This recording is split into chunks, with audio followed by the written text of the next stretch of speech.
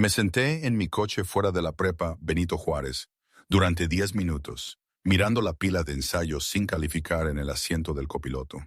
28 años y todavía encontraba manchas de tinta roja en mis dedos al final de cada martes. El motor traqueteaba mientras se enfriaba, a juego con el ritmo de mi agotado latido. La voz de Ximena resonaba en mi cabeza de nuestra llamada hace 20 minutos. Necesitas presentar otro informe, Ana. Apareció de nuevo. Ella tenía razón. Ricardo había aparecido en el estacionamiento ayer por la tarde, recostado sobre su Honda plateado con esa expresión que siempre usaba cuando pensaba que estaba siendo encantador. La orden de alejamiento no significaba nada para él. 6 meses desde que terminé nuestra relación, y él todavía no podía aceptar que no lo quería cerca de mí. La policía había sido comprensiva las primeras 3 veces que llamé. Para la quinta violación, podía escuchar la fatiga en sus voces. Pasarían en coche, él desaparecería, y el ciclo se repetiría. Tomé mi bolso y los ensayos, cerrando el coche con llave. El viento de noviembre cortó mi delgada chamarra mientras caminaba por el estacionamiento vacío. La mayoría de los otros maestros se habían ido horas atrás, pero yo me había quedado hasta tarde terminando los informes de progreso. Procrastinación disfrazada de dedicación. En realidad, simplemente no quería volver a casa, a mi departamento vacío donde cada sombra me recordaba a Ricardo parado afuera de mi ventana la semana pasada. Mi mano tembló ligeramente mientras buscaba torpemente mis llaves. Recomponte, Cortés. Me deslicé en el asiento del conductor y cerré las puertas inmediatamente, un hábito que había desarrollado en los últimos meses. El interior olía a café rancio y al ambientador de vainilla que colgaba de mi espejo retrovisor. Giré la llave y el motor cobró vida. Ximena llamó de nuevo mientras me incorporaba a la avenida principal. «Hola», respondí, colocando el teléfono entre mi hombro y mi oreja. «Ya voy a casa. ¿Hablaste con la policía?» «Todavía no, los llamaré mañana». Ella suspiró, cargada de decepción y preocupación. «Ana, esto no va a desaparecer solo. Ricardo no va a parar». «Lo sé». Mi garganta se apretó. «Solo necesito llegar a casa y calificar estos ensayos. No puedo pensar en él ahora. Necesitas pensar en tu seguridad. Diego y yo podríamos ir a quedarnos contigo unos días si quieres, solo hasta que esto pase». La oferta me conmovió, pero no podía aceptar. Ximena y su esposo ya habían hecho demasiado, dejándome quedarme en su sofá cuando dejé a Ricardo, ayudándome a mudarme a mi nuevo lugar, filtrando mis llamadas. No podía seguir arrastrándolos a mi lío. «Estaré bien, lo prometo. Te llamo cuando llegue a casa». «Será mejor que sí». Nos despedimos y arrojé el teléfono al asiento del copiloto. El camino se extendía adelante, mojado y brillante por la lluvia anterior. La mayor parte del tráfico se había disipado, dejando solo un puñado de coches avanzando por la tarde que oscurecía. Me incorporé a la ruta que me llevaría a través del río Lerma, un trayecto que había hecho cientos de veces. El puente del río apareció delante, su vieja estructura de acero delineada contra el cielo color carbón. Siempre me había gustado este puente de noche, la forma en que las luces se reflejaban en el agua de abajo. Pero esta noche, algo se sentía mal. Una opresión se había instalado en mi pecho y no podía quitarme la sensación de estar siendo observada. «Deja de ser paranoica. Ricardo no te está siguiendo». Excepto que sí me había seguido antes. Hace 3 semanas, noté su Honda siguiéndome durante 15 minutos antes de que finalmente se desviara. Cuando lo confronté al respecto más tarde por mensaje, afirmó que fue una coincidencia. Apreté el volante con más fuerza mientras comenzaba a cruzar el puente. El río fluía oscuro y turbulento debajo de mí. Solo había otros 2 coches visibles. Uno muy adelante, sus luces traseras desapareciendo en una curva, y otro a una distancia cómoda detrás de mí. Entonces sucedió. La explosión de sonido llegó primero, un estallido violento que me subió el corazón a la garganta. El coche se ladeó violentamente a la izquierda, y yo instintivamente giré el volante a la derecha, tratando de compensar. Pero el vehículo no respondió como debía. En cambio, derrapó, la parte trasera girando ampliamente. No, no, no, jadeé, luchando por el control. El volante giraba inútilmente en mis manos. La llanta reventada, tenía que ser la delantera izquierda por la forma en que el coche tiraba, hacía inútil cualquier intento de corrección. Pisé el freno, pero el pavimento mojado no ofrecía tracción. El mundo se convirtió en un borrón de movimiento y pánico mientras el coche se precipitaba hacia la barrera de contención. El metal chilló cuando mi sedán se estrelló contra la barrera. La protección oxidada cedió como papel y de repente estaba en el aire. El tiempo se fracturó en pedazos irregulares. Mi estómago se encogió cuando la gravedad tomó el control. El agua oscura de abajo se precipitó para encontrarme y un puro instinto de supervivencia se activó. Mis dedos buscaron a tientas la hebilla del cinturón de seguridad. Sal, sal ahora. El cinturón se soltó y agarré la manija de la puerta con una mano mientras me apoyaba en el salpicadero con la otra. El coche se inclinó hacia adelante, en picada hacia el río. Empujé la puerta para abrirla. Un viento helado me golpeó la cara. El vehículo caía, pero me lancé de lado, medio gateando, medio cayendo fuera del asiento del conductor. Mi hombro golpeó algo duro, quizás el marco de la puerta, y luego me deslicé sobre metal mojado. El coche continuó su descenso, y alcancé desesperadamente cualquier cosa a la que agarrarme. Mis dedos se cerraron alrededor del borde de un concreto roto donde había estado la barrera. El impacto me sacudió los brazos, casi arrancándome el agarre. Grité. El sonido fue arrastrado por el viento mientras mi cuerpo se balanceaba debajo de mí. Mis pies colgaban sobre la nada, sobre la extensión negra del río que esperaba abajo. El coche golpeó el agua con un sordo estruendo que sentí más que escuché. Un rocío frío estalló hacia arriba, alcanzando mis piernas. Me quedé allí, con los nudillos blancos apretados contra el concreto áspero, cada músculo gritando mientras intentaba levantarme. Pero no pude, no tenía la fuerza. Los faros iluminaron repentinamente la escena. Un coche se había detenido detrás de donde el mío se había estrellado. Escuché una puerta cerrarse de golpe, luego pasos corriendo. «Aguanta», una voz masculina, profunda y dominante. No pude girar la cabeza para ver quién era. Toda mi concentración se centró en mantener mi agarre. Mis dedos se resbalaban, el concreto mojado e implacable. Entonces unas manos fuertes se cerraron alrededor de mis muñecas. «Te tengo», dijo la voz, más cerca ahora. «No te sueltes», como si tuviera elección. Las manos se apretaron y sentí que me tiraban hacia arriba con una fuerza asombrosa. Quienquiera que fuera esta persona, me levantó como si no pesara nada. Mi pecho se raspó contra el borde dentado del concreto, y luego estaba rodando sobre pavimento sólido, jadeando y temblando. Me quedé allí un momento, incapaz de procesar lo que acababa de pasar. Mi cuerpo se sentía desconectado de mi mente. La adrenalina y el shock hacían que todo pareciera distante e irreal. «¿Estás herida?» La voz de nuevo, urgente pero controlada. Logré girar la cabeza. A través de la niebla del pánico y el resplandor de los faros, lo vi. Alto, de hombros anchos, vestido con ropa oscura que parecía absorber la luz. Su rostro estaba en sombras, pero capté el brillo de sus ojos, un cálido marrón que parecía casi ámbar en la extraña iluminación. «No sé», logré susurrar. Mi garganta se sentía áspera, como si hubiera estado gritando durante horas. Se arrodilló a mi lado, y noté que sus manos, aún apoyadas ligeramente en mis brazos, estaban firmes, sin temblar en absoluto. A pesar de haber sacado a alguien del borde de la muerte, su rostro se hizo más claro mientras se inclinaba, revisándome por si tenía heridas. Mandíbula fuerte, cabello oscuro echado hacia atrás de su frente. Una intensidad en su mirada que me hacía sentir simultáneamente más segura y más expuesta de lo que nunca había estado. «¿Puedes moverte?», preguntó. Probé mis extremidades, moviendo los dedos de las manos y los pies. Todo me dolía, pero nada se sentía roto. «Sí, necesitamos sacarte de este puente. ¿Puedes ponerte de pie?».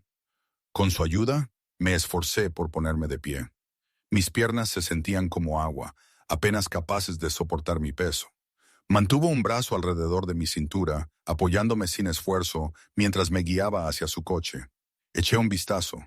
Un elegante sedán negro que gritaba dinero. Otro hombre apareció, este más mayor y corpulento, saliendo del lado del conductor. Jefe, la policía llegará pronto. Deberíamos movernos, jefe.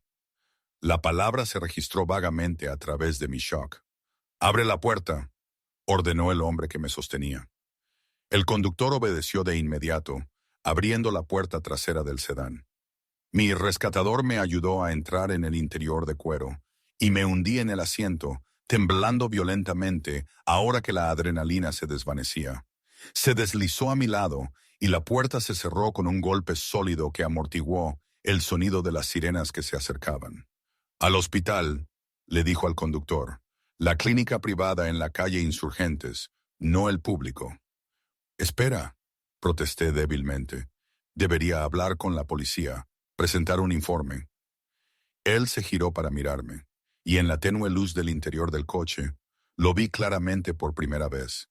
Tenía quizás unos 30 y tantos, devastadoramente apuesto de una manera que se sentía casi peligrosa. Sus ojos, ese inusual marrón ámbar, me estudiaron con una intensidad que me cortó la respiración. Estás en shock y posiblemente con hipotermia. Atención médica primero. La policía puede esperar, pero mi coche, el accidente. Vi lo que pasó. La policía recuperará tu vehículo e investigará. Ahora mismo, necesitas que te examine un médico. Había algo en su tono que no invitaba a la discusión. No agresivo, pero absolutamente seguro. Quise protestar más, pero el agotamiento me invadió como una ola. Me dolía el cuerpo en lugares que no sabía que podían doler, y el temblor no cesaba. Se quitó el abrigo, una larga prenda de lana negra que probablemente costaba más que mi salario mensual, y me lo echó sobre los hombros. La tela aún estaba cálida por su cuerpo, y olía ligeramente a algo caro y amaderado. Gracias, susurré, ajustándome el abrigo. ¿Cómo te llamas?, preguntó. Ana Cortés. ¿Ana? La forma en que dijo mi nombre, con cuidado y deliberación, me provocó un extraño escalofrío. Soy Francisco Beltrán. Debería haber reconocido el nombre, debería haber entendido lo que significaba. Pero mi cerebro estaba demasiado revuelto para conectar los puntos. El viaje duró menos de 10 minutos. Observé cómo las luces de la ciudad pasaban borrosas por los cristales tintados, tratando de procesar lo que acababa de suceder. Mi coche estaba en el fondo del río Lerma. Casi había muerto. Este extraño me había salvado la vida. La llanta, dije de repente, el pensamiento abriéndose paso a través de la niebla. Simplemente explotó. No entiendo. Acababa de llevar el coche al servicio hace 2 días. Lo revisaron todo. Francisco intercambió una mirada con su conductor que no pude interpretar. A veces estas cosas suceden, dijo. Pero había algo en su voz que sugería que no lo creía en absoluto. ¿Crees que alguien? No pude terminar la frase. Sonaba paranoico, incluso en mi propia cabeza. ¿Tienes razones para pensar que alguien querría hacerte daño? El rostro de Ricardo apareció en mi mente. La forma en que me había mirado ayer en el estacionamiento. Esa extraña mezcla de anhelo e ira. La orden de alejamiento que había violado una y otra vez. Los mensajes de texto que rozaban lo amenazante. Quizás, admití, mi voz apenas audible. Mi exnovio ha sido persistente desde que terminamos hace 6 meses. La expresión de Francisco no cambió, pero algo se endureció en sus ojos. ¿Persistente? ¿Cómo? Apareciendo en lugares donde no debería. Siguiéndome a veces. Tengo una orden de alejamiento, pero a él no parece importarle. La policía dice que no pueden hacer mucho a menos que realmente haga algo. Y ahora tu llanta explota misteriosamente en un puente. El tono de Francisco era neutral, pero sentí la ira hirviendo bajo la superficie. ¿Cuál es su nombre? Ricardo Morales, pero no tienes que... No voy a hacer nada, pero la información es poder, Ana. Cuanto más sepas sobre una amenaza, mejor podrás protegerte de ella. El coche entró en un estacionamiento subterráneo debajo de un edificio por el que había pasado cientos de veces pero nunca había entrado. La clínica privada que Francisco había mencionado. Mientras el conductor me abría la puerta, me di cuenta de que no tenía seguro que cubriera este lugar. El pánico debió mostrarse en mi cara porque Francisco me tocó el brazo suavemente. No te preocupes por el costo. Considéralo pagado. No puedo dejarte. Puedes y lo harás. Casi mueres esta noche, y yo estuve allí para verlo. Déjame hacer esto. No había lugar para la discusión en su voz. Antes de que pudiera protestar más, me había ayudado a salir del coche y a entrar en un ascensor que nos llevó directamente a lo que parecía ser un piso privado. Las puertas se abrieron para revelar un área de recepción que parecía más un hotel de lujo que un hospital. Una enfermera apareció de inmediato, con el rostro profesionalmente preocupado al ver mi estado desaliñado. En cuestión de minutos, estaba en una habitación privada siendo examinada por un médico que hablaba en tonos calmados y medidos mientras revisaba mis signos vitales y examinaba mis hematomas. Hipotermia leve, algunas contusiones. Probablemente le dolerá mucho mañana, concluyó, pero nada roto. Tuviste mucha suerte, señorita Cortés. Suerte, supuse que era una palabra. Otra palabra podría ser salvada. Rescatada por un extraño que parecía dominar toda esta instalación con solo su presencia. Francisco había esperado afuera durante el examen, pero regresó cuando el médico terminó. Necesitará quedarse esta noche en observación, le dijo el médico. Protocolo estándar para casos de hipotermia. Lo que necesite, respondió Francisco. Después de que el médico se fue, Francisco acercó una silla a mi cama. Me habían dado mantas cálidas y ropa de hospital seca, y el temblor finalmente había cesado. Pero nuevas preguntas se estaban formando, abriéndose paso a través de la niebla del agotamiento. ¿Por qué estás haciendo esto?, pregunté. No me conoces.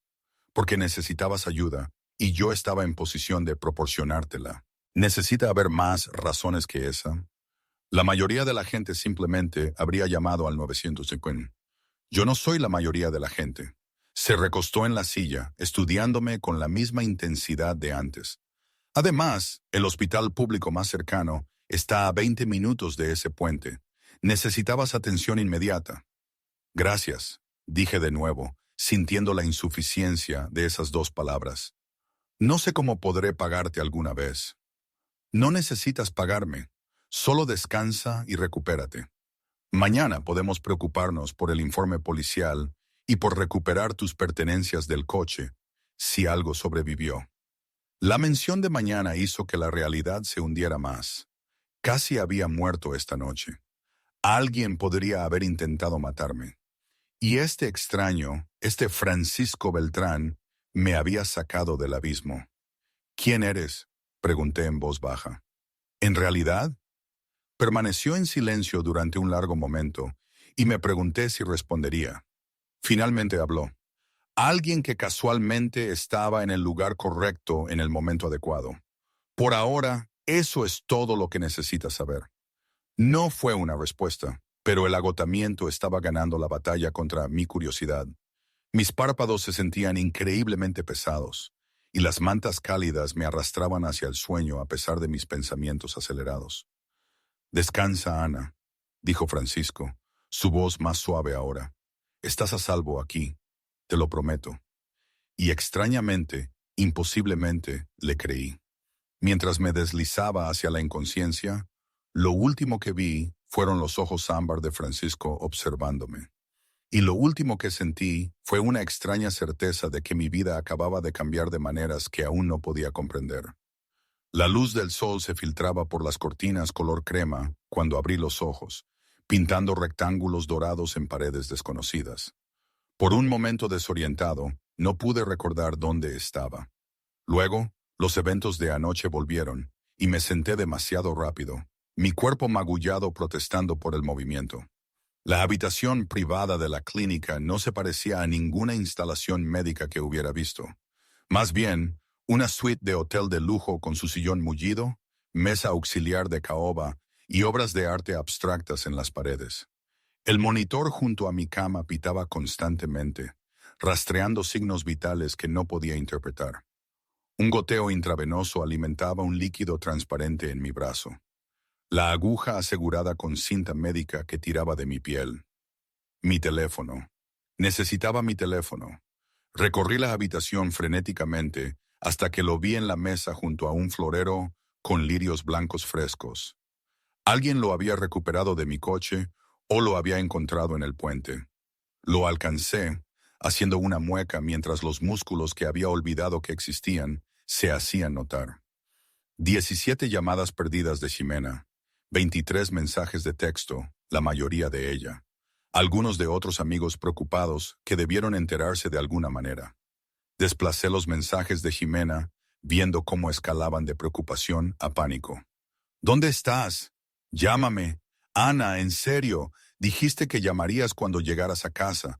Estoy empezando a preocuparme. Diego está listo para ir a buscarte. El último había llegado a las 2:06 de la madrugada. Llamé a la policía. Dijeron que hubo un accidente en el puente del río Lerma. Por favor, dime que no fuiste tú. Marqué su número antes de poder dudar de la decisión.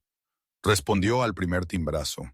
Ana, Dios mío, ¿estás bien? ¿Dónde estás? Estoy bien, dije, aunque mi voz sonaba ronca y tensa. Estoy en una clínica. Hubo un accidente, pero estoy bien, solo magullada. ¿Qué clínica? Voy para allá ahora mismo. Diego y yo hemos estado despiertos toda la noche. Miré la puerta, medio esperando que Francisco o alguna de sus personas apareciera y me impidiera dar información, pero el pasillo más allá permaneció en silencio. Calle Insurgentes. Es una instalación privada. Estoy en la habitación. Revisé la pequeña placa junto a la puerta. 314. Estaremos allí en 20 minutos. No te muevas. Como si pudiera ir a algún lado. Después de que colgó, intenté reconstruir lo que sabía. Mi coche estaba en el fondo del río Lerma. La llanta había reventado, enviándome a través de una barrera de contención que debería haber sido más fuerte. Francisco Beltrán me había sacado del abismo, me había traído aquí y había pagado todo sin pedir mi información de seguro. La puerta se abrió y una enfermera entró llevando una bandeja de desayuno que parecía de catering en lugar de hospitalaria. Fruta fresca, yogur, granola y café que olía caro. Buenos días, señorita Cortés, dijo con una sonrisa profesional. ¿Cómo se siente? Adolorida, confundida. ¿Cuándo puedo irme? El médico vendrá en breve para evaluarla. Sus signos vitales han estado estables toda la noche, lo cual es alentador. Colocó la bandeja en una mesa con ruedas y la puso a mi alcance. El señor Beltrán nos pidió que le notificáramos cuando despertara. ¿Quiere que lo haga? La pregunta se sentía cargada de implicaciones que no podía comprender. ¿Sigue aquí? Se fue alrededor de las 3 de la madrugada, pero pidió que se le informara de cualquier cambio en su condición. Por supuesto que sí. Tomé un poco de fruta, mi apetito inexistente, a pesar de la calidad de la comida. La enfermera revisó mi vía intravenosa, tomó notas en una tableta y me dejó sola con mis pensamientos. Francisco Beltrán. El nombre me recordó algo en mi memoria. Un artículo de noticias medio olvidado o un fragmento de conversación, pero el agotamiento y la medicación me impedían concentrarme. Todo lo que podía recordar claramente eran sus ojos ámbar y la certeza en su voz cuando me había prometido que estaba a salvo. Ximena irrumpió por la puerta exactamente 19 minutos después, Diego justo detrás de ella. Parecía haber envejecido 5 años de la noche a la mañana. Su cabello rojo recogido en una cola de caballo desordenada, ojeras bajo los ojos. «¡Dios mío!», jadeó corriendo a mi lado. Cuando vi las noticias esta mañana sobre un coche en el río, pensé. «Estoy bien», repetí, dejándola abrazarme a pesar de la protesta de mis costillas. De verdad, solo golpeada. Diego estaba al pie de la cama, su expresión sombría. A sus 31 años, el esposo de Ximena tenía ese tipo de presencia firme y confiable que te hacía sentir segura. Ahora mismo parecía listo para pelear con alguien. «¿Qué pasó?», preguntó. Las noticias dijeron que un vehículo se estrelló contra la barrera de contención, pero no han dado detalles. Les conté todo. La llamada telefónica con Ximena, el viaje a casa, el repentino reventón de la llanta, colgando del borde del puente. Describí el rescate de Francisco en detalle, observando cómo sus rostros cambiaban de alivio a confusión y luego a sospecha. «Espera», interrumpió Ximena. «Este tipo simplemente estaba detrás de ti, te levantó y luego te llevó a una clínica privada. ¿No llamó a una ambulancia?» Dijo que la clínica pública estaba demasiado lejos. El ceño de Diego se frunció aún más. La clínica privada San Ángel es donde van los políticos y los directores ejecutivos cuando necesitan discreción. No es exactamente un centro de trauma. Tiene excelentes instalaciones, defendí, aunque no estaba segura de por qué sentía la necesidad de justificar la decisión de Francisco. Me han cuidado muy bien. Estoy segura de que sí. Ximena se sentó en el borde de mi cama, tomando mi mano. ¿Pero quién es este Francisco Beltrán? ¿Obtuviste su información de contacto? Necesitamos agradecerle adecuadamente. Antes de que pudiera responder, la puerta se abrió de nuevo. Esperaba al médico, pero en su lugar entró un hombre de unos 40 años, vestido con un elegante traje gris. Tenía el tipo de rostro que no revelaba nada, curtido y cauteloso.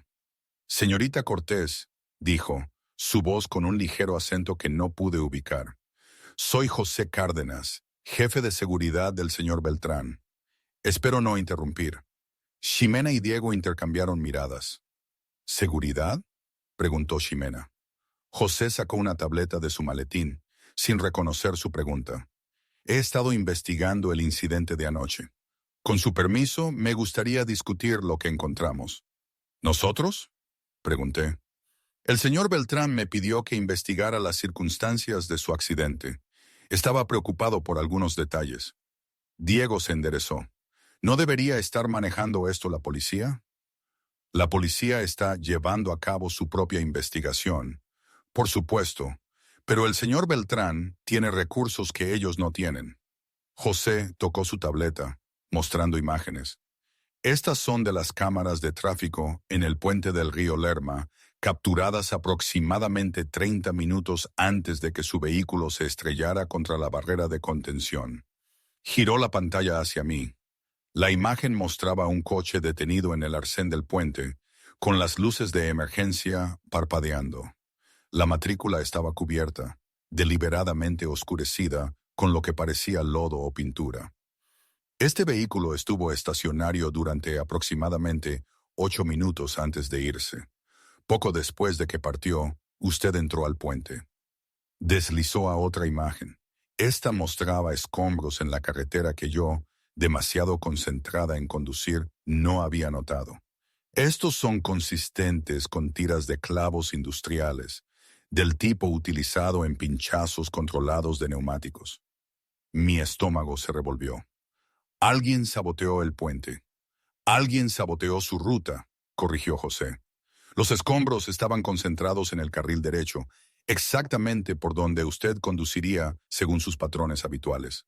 «Espera», interrumpió Diego. «¿Cómo sabe sus patrones habituales?». José le sostuvo la mirada sin inmutarse. «El señor Beltrán es minucioso. Una vez que se enteró de la orden de alejamiento contra su exnovio, me pidió que reuniera información de antecedentes para evaluar posibles amenazas». Ximena se puso de pie abruptamente. «Ha estado investigando a Ana sin su conocimiento». «La ha estado protegiendo», corrigió José, su tono suave pero firme. «Hay una diferencia». La habitación se sintió de repente más pequeña, el aire más pesado.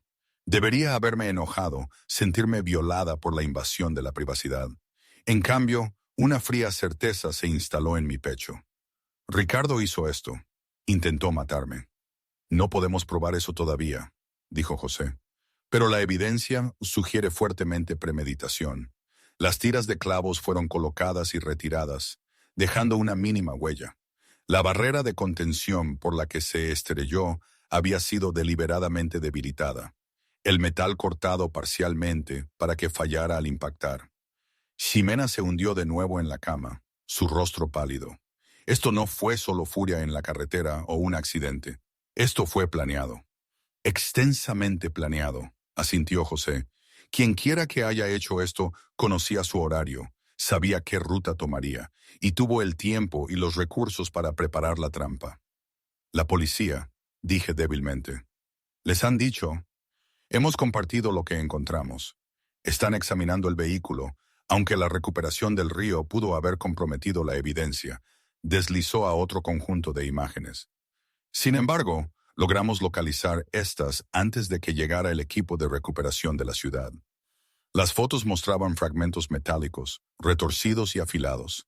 Los restos de tiras de clavos industriales fotografiados in situ antes de que pudieran ser arrastrados o perdidos. Diego se acercó, estudiando las imágenes. Esto es evidencia sólida. Pueden rastrear dónde se compraron estos, buscar testigos. Ya estamos haciendo eso, dijo José. El señor Beltrán tiene contactos en toda la ciudad. Encontraremos respuestas más rápido que los canales oficiales. ¿Por qué? La pregunta me salió de repente. ¿Por qué Francisco está haciendo todo esto? No me conoce. Somos completos extraños. La expresión de José se suavizó ligeramente. La primera grieta en su fachada profesional. El señor Beltrán cree en proteger a las personas que no pueden protegerse a sí mismas. Cuando presenció su accidente y se enteró de las circunstancias, sintió, responsable no es la palabra correcta, quizás involucrado en asegurar que esto no vuelva a suceder. Eso suena a algo más que un simple buen samaritano, dijo Ximena, la sospecha clara en su voz. El señor Beltrán no es un empresario típico, reconoció José. Sus métodos pueden parecer poco convencionales, pero sus intenciones son genuinas. Un golpe en la puerta interrumpió la tensión. Entró el médico, una mujer de unos 50 años con ojos amables y movimientos eficientes. Señorita Cortés, necesito realizar su examen de alta. Si sus visitantes pudieran salir unos minutos. Ximena dudó, claramente reacia a dejarme sola con José. Asentí tranquilizadoramente. Está bien, estaré bien. Después de que salieron al pasillo, la doctora realizó una revisión exhaustiva de mis lesiones. Los moretones eran espectaculares, púrpuras y amarillos floreciendo en mis costillas y hombros, pero nada estaba roto. La hipotermia leve se había resuelto durante la noche. Es extremadamente afortunada, dijo, ayudándome a sentarme. Dada la altura de ese puente y la temperatura del agua, esto podría haber terminado muy diferente. ¿Cuándo puedo irme? Dentro de una hora, si tiene un lugar seguro a donde ir y alguien con quien quedarse durante las próximas 24 horas. No debería estar sola. Ximena y Diego regresaron cuando la doctora terminó sus notas. José había desaparecido. Aparentemente decidió que la discreción era apropiada durante el examen médico. Te quedas con nosotros, anunció Ximena antes de que pudiera sugerir lo contrario. Sin argumentos, Diego ya llamó a la prepa y les dijo que te tomarías unos días libres por enfermedad. Alivio y culpa lucharon en mi pecho. Ustedes ya han hecho mucho. Hacemos lo que hacen los amigos, dijo Diego con firmeza. Además, hasta que atrapen a quien hizo esto, no deberías estar sola en tu departamento. La puerta se abrió de nuevo, y esta vez Francisco Beltrán entró. Se veía diferente a la luz del día, menos como una sombra y más como un hombre. Su traje oscuro estaba perfectamente hecho a medida. Su cabello aún húmedo, como si se hubiera duchado recientemente. Esos ojos ámbar encontraron los míos de inmediato, y sentí el mismo extraño sobresalto de conexión de anoche.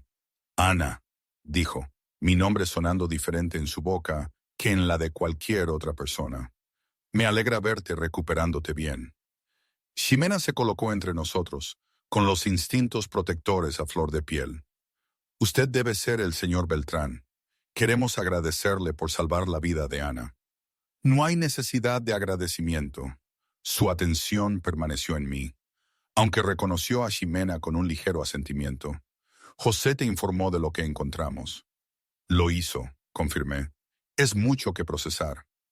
Francisco se acercó, ignorando la tensión que irradiaban mis amigos. Sé que esto es abrumador. Has pasado por una experiencia traumática y ahora estás descubriendo que fue deliberado. Pero quiero que entiendas algo importante. Acercó una silla a mi cama, sentándose para que estuviéramos al nivel de los ojos. La intimidad del gesto no pasó desapercibida para nadie en la habitación. No estás a salvo volviendo a tu vida normal ahora mismo. Quien quiera que haya hecho esto, ya sea tu exnovio o alguien más, todavía está ahí fuera. Fallaron una vez, podrían intentarlo de nuevo. La policía la protegerá, dijo Diego, aunque su tono carecía de convicción. La expresión de Francisco permaneció neutral. La policía hará lo que pueda dentro de sus limitaciones. Yo puedo ofrecer algo más completo, como... La voz de Jimena fue aguda con sospecha. Tengo una propiedad fuera de la ciudad, segura, privada, con personal completo. Ana podría quedarse allí mientras investigamos y hasta que estemos seguros de que la amenaza ha sido neutralizada. Me miró de nuevo, esos ojos viendo más allá de mis moretones, hacia algo más profundo. Te ofrezco protección, nada más. Sin ataduras, sin obligaciones, solo un lugar seguro para recuperarte. Eso es muy generoso, dije con cuidado, pero puedo quedarme con Ximena y Diego. ¿Pueden ellos permitirse seguridad privada? ¿Pueden instalar ventanas a prueba de balas o emplear guardias armados?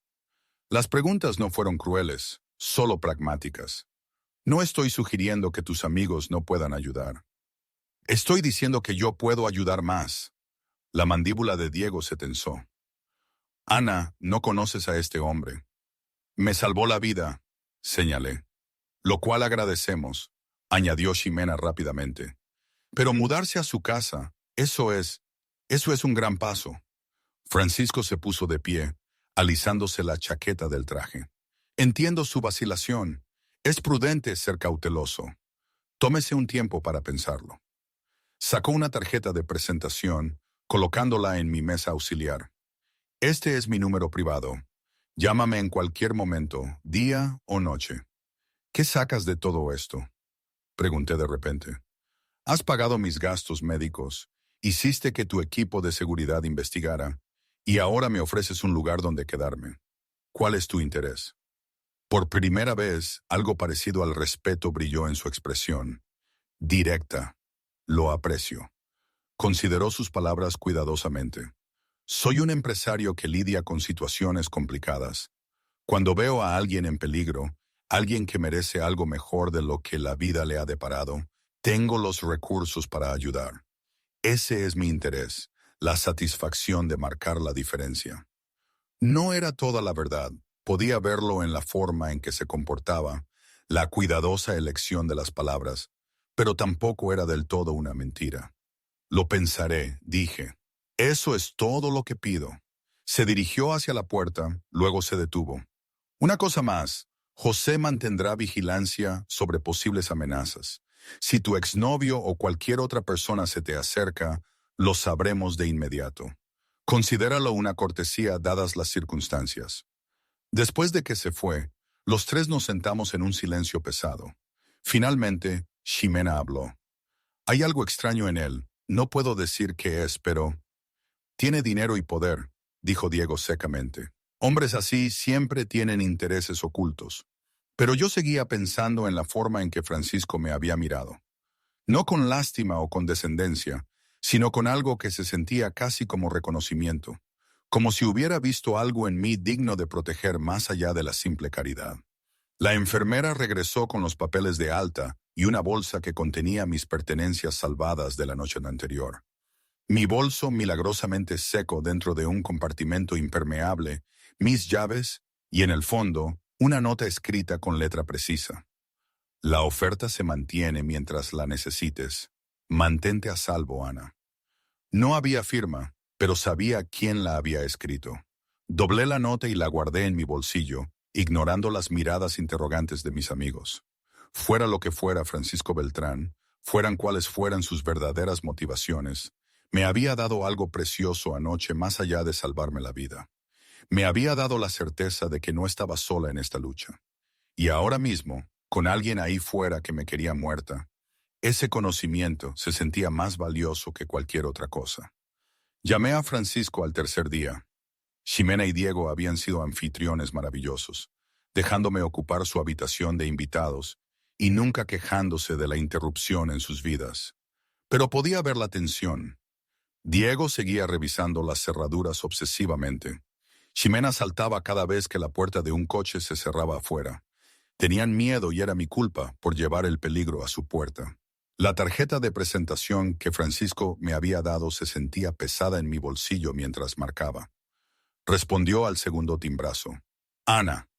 No fue una pregunta. Él sabía que era yo. Me gustaría aceptar tu oferta.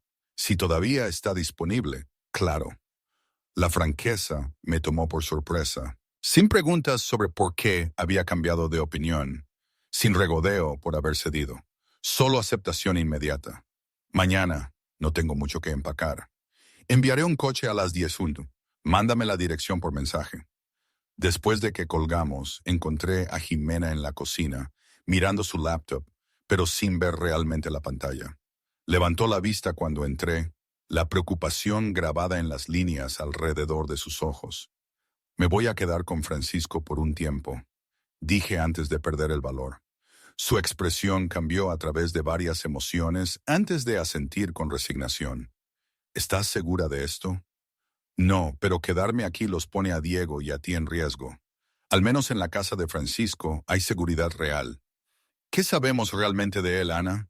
José mencionó que no es un empresario típico. ¿Qué significa eso? Yo me había estado preguntando lo mismo. Francisco Beltrán tenía dinero, influencia y recursos que iban más allá de lo que cualquier empresario legítimo debería poseer.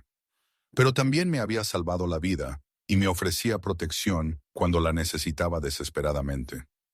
No lo sé, admití, pero ahora mismo es la única opción que no pone en peligro a personas inocentes. Ximena se puso de pie y me dio un fuerte abrazo. Llámame todos los días, prométemelo. Lo prometo. Su voz se suavizó. Después de lo que pasó en ese puente, no puedo culparte por elegir el lugar con guardias y puertas. Solo no dejes que él decida quién eres, ¿de acuerdo? Diego me llevó a la finca de Francisco a la mañana siguiente. La propiedad estaba a 20 minutos de la Ciudad de México, escondida detrás de muros de piedra y árboles maduros que la bloqueaban de la carretera. Un guardia revisó nuestra identificación en la puerta antes de dejarnos pasar. El camino serpenteaba por terrenos impecablemente cuidados, pasando por jardines que debieron requerir personal a tiempo completo para mantenerlos. La casa misma era una mansión de estilo colonial que lograba sentirse imponente y acogedora. Piedra color crema, persianas negras y una entrada con pórtico que sugería dinero antiguo más que nueva riqueza. Jesús, murmuró Diego, deteniéndose en la rotonda. Este lugar es enorme. Una mujer de unos 50 años salió por la puerta principal, sonriendo cálidamente. Tenía el tipo de rostro que invitaba a la confianza, arrugas de expresión alrededor de los ojos y canas plateadas en su cabello oscuro. Usted debe ser Ana, dijo, acercándose a mi lado del coche. Soy María, administro la casa. El señor Beltrán me pidió que le mostrara los alrededores y me asegurara de que tenga todo lo que necesita.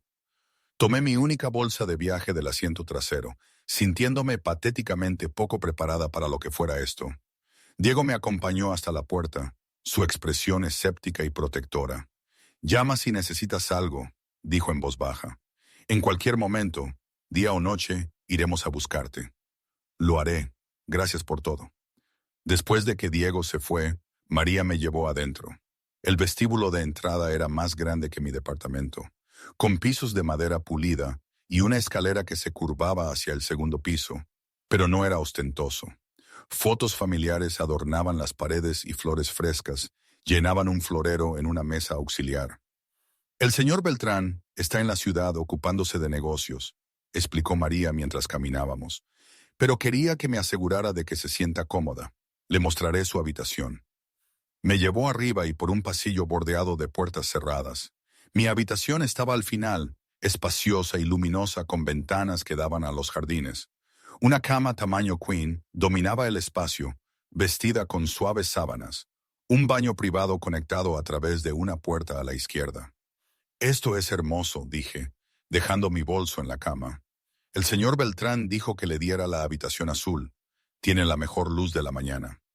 María se movió hacia las ventanas, ajustando las cortinas.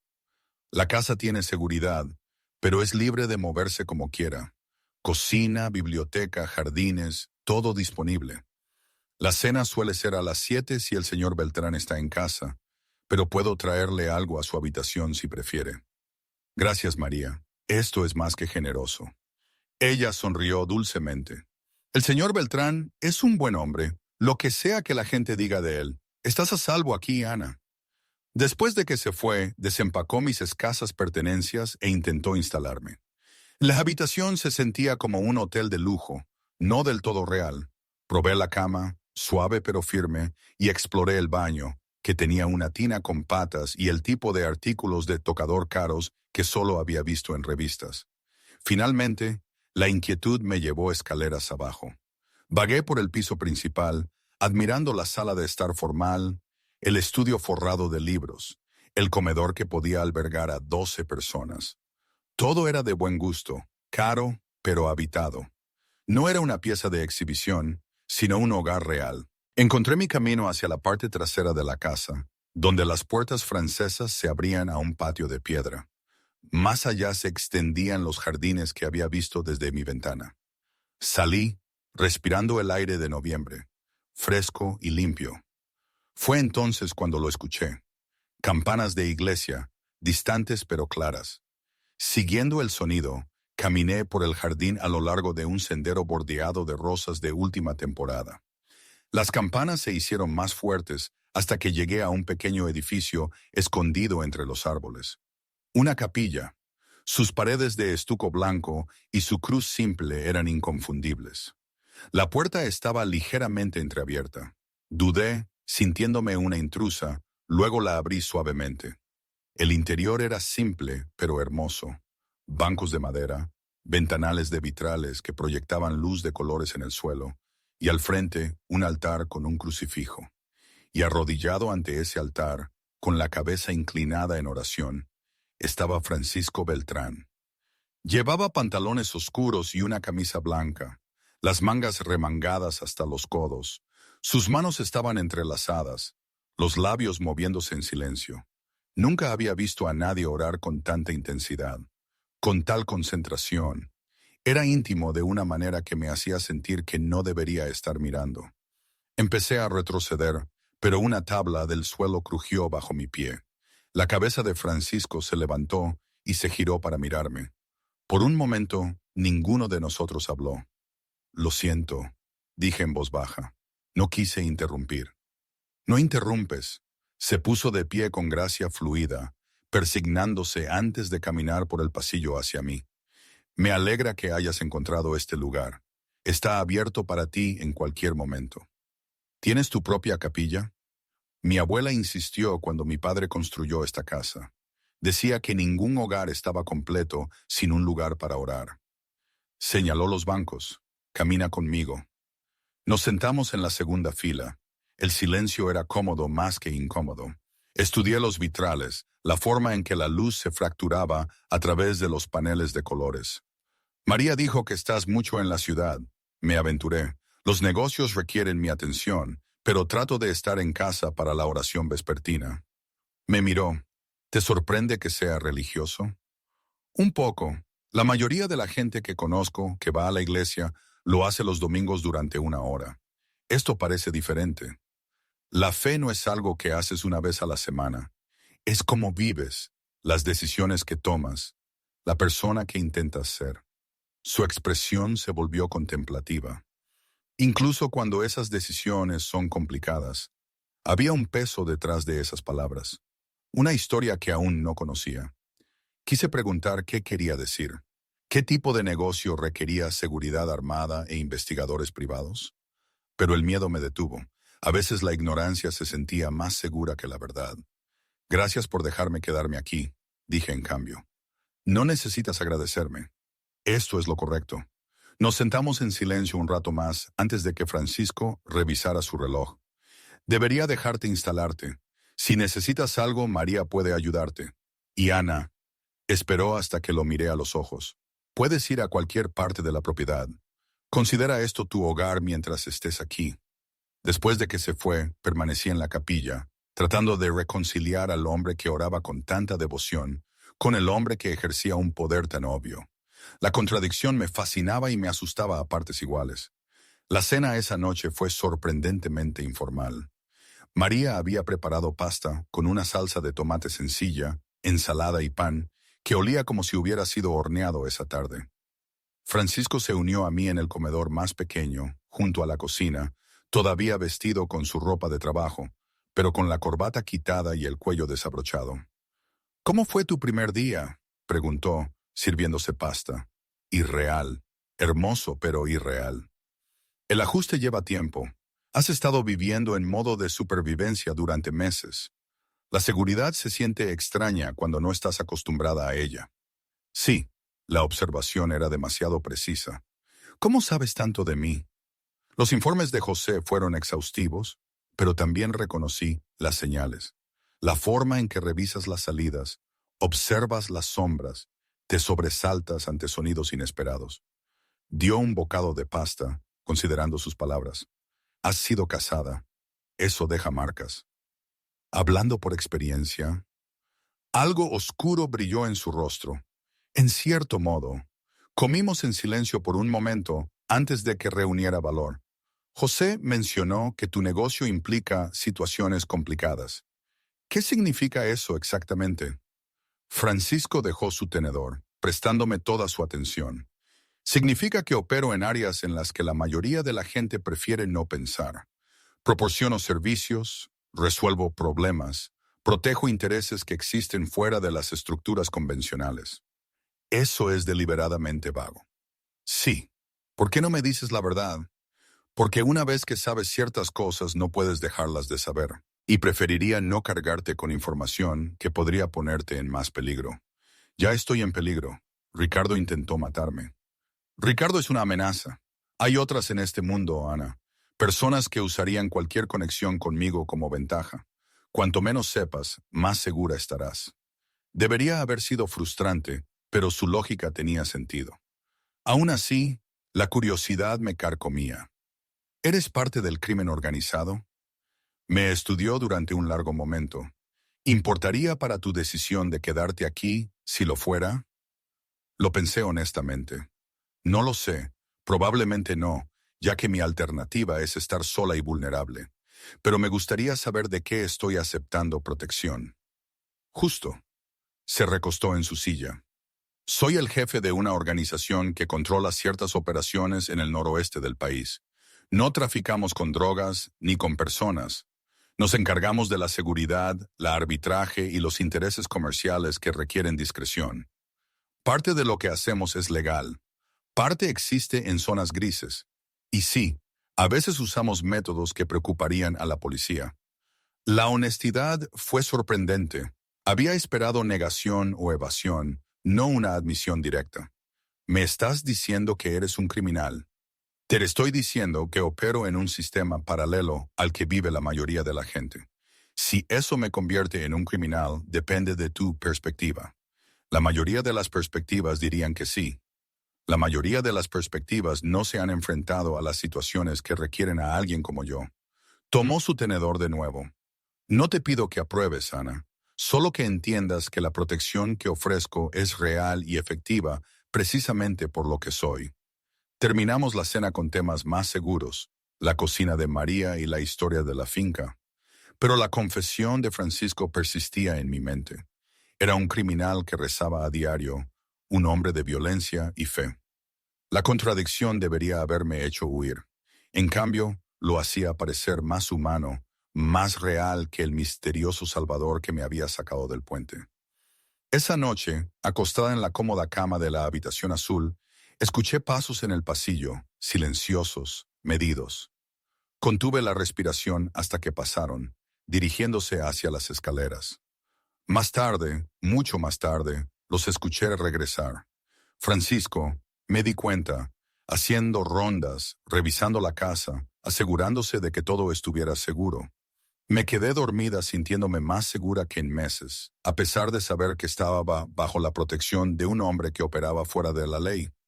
O quizás por eso, en un mundo donde alguien había intentado asesinarme con tiras de clavos industriales y una barrera de contención debilitada.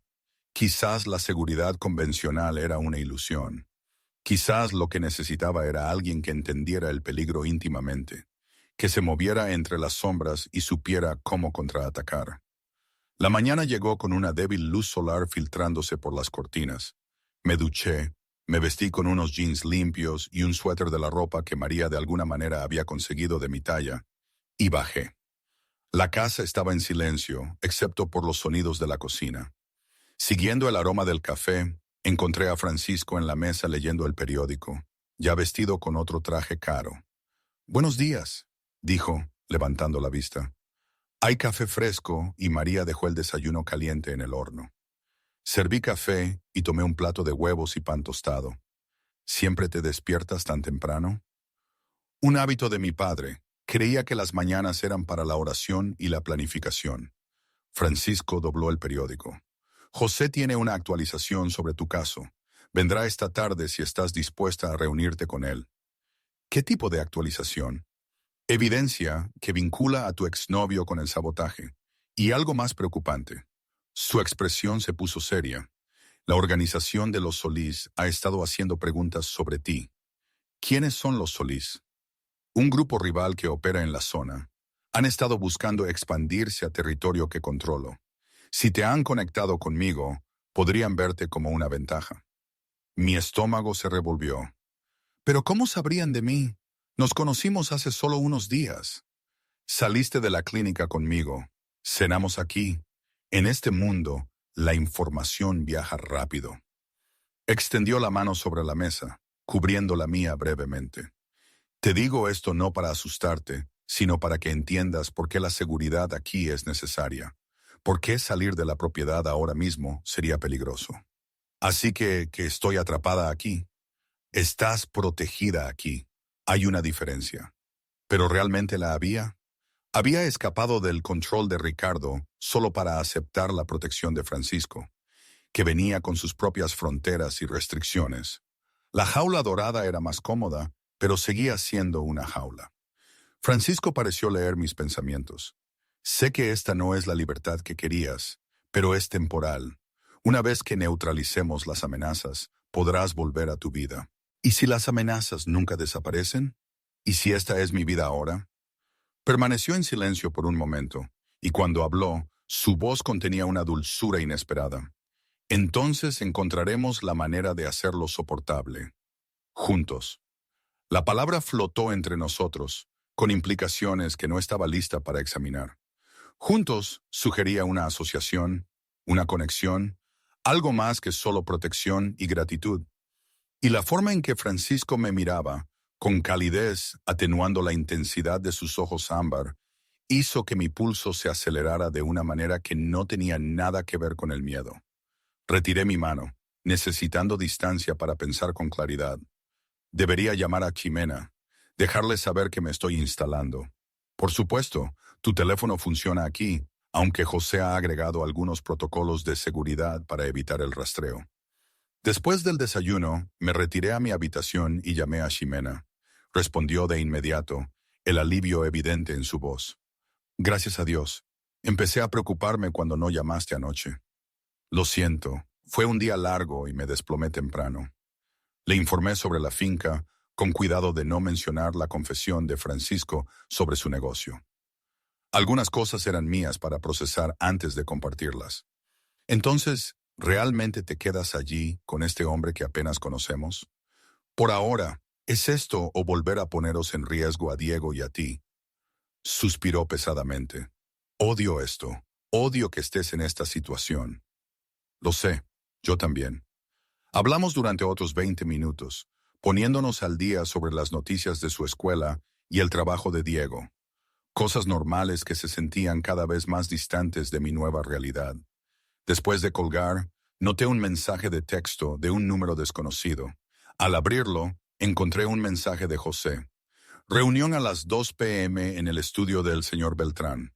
Prepárese para información inquietante». La advertencia hizo que mis manos temblaran ligeramente al dejar el teléfono.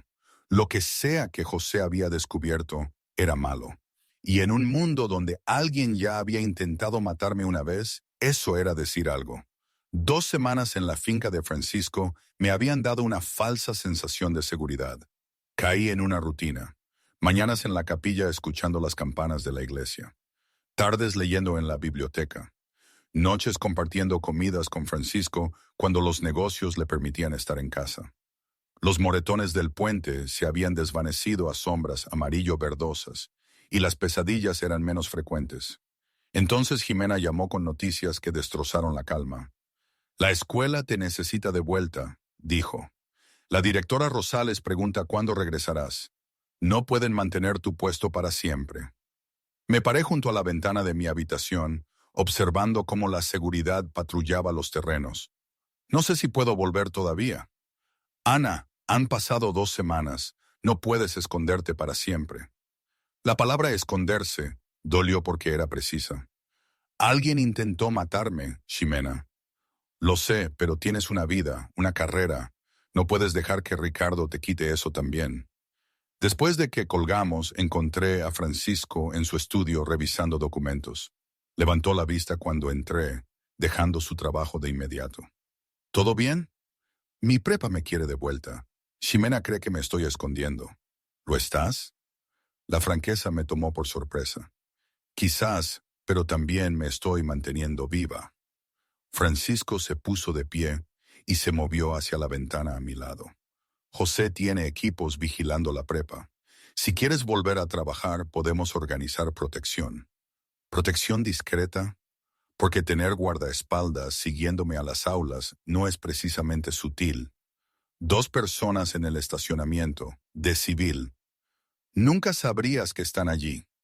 La oferta era generosa, pero la duda me carcomía.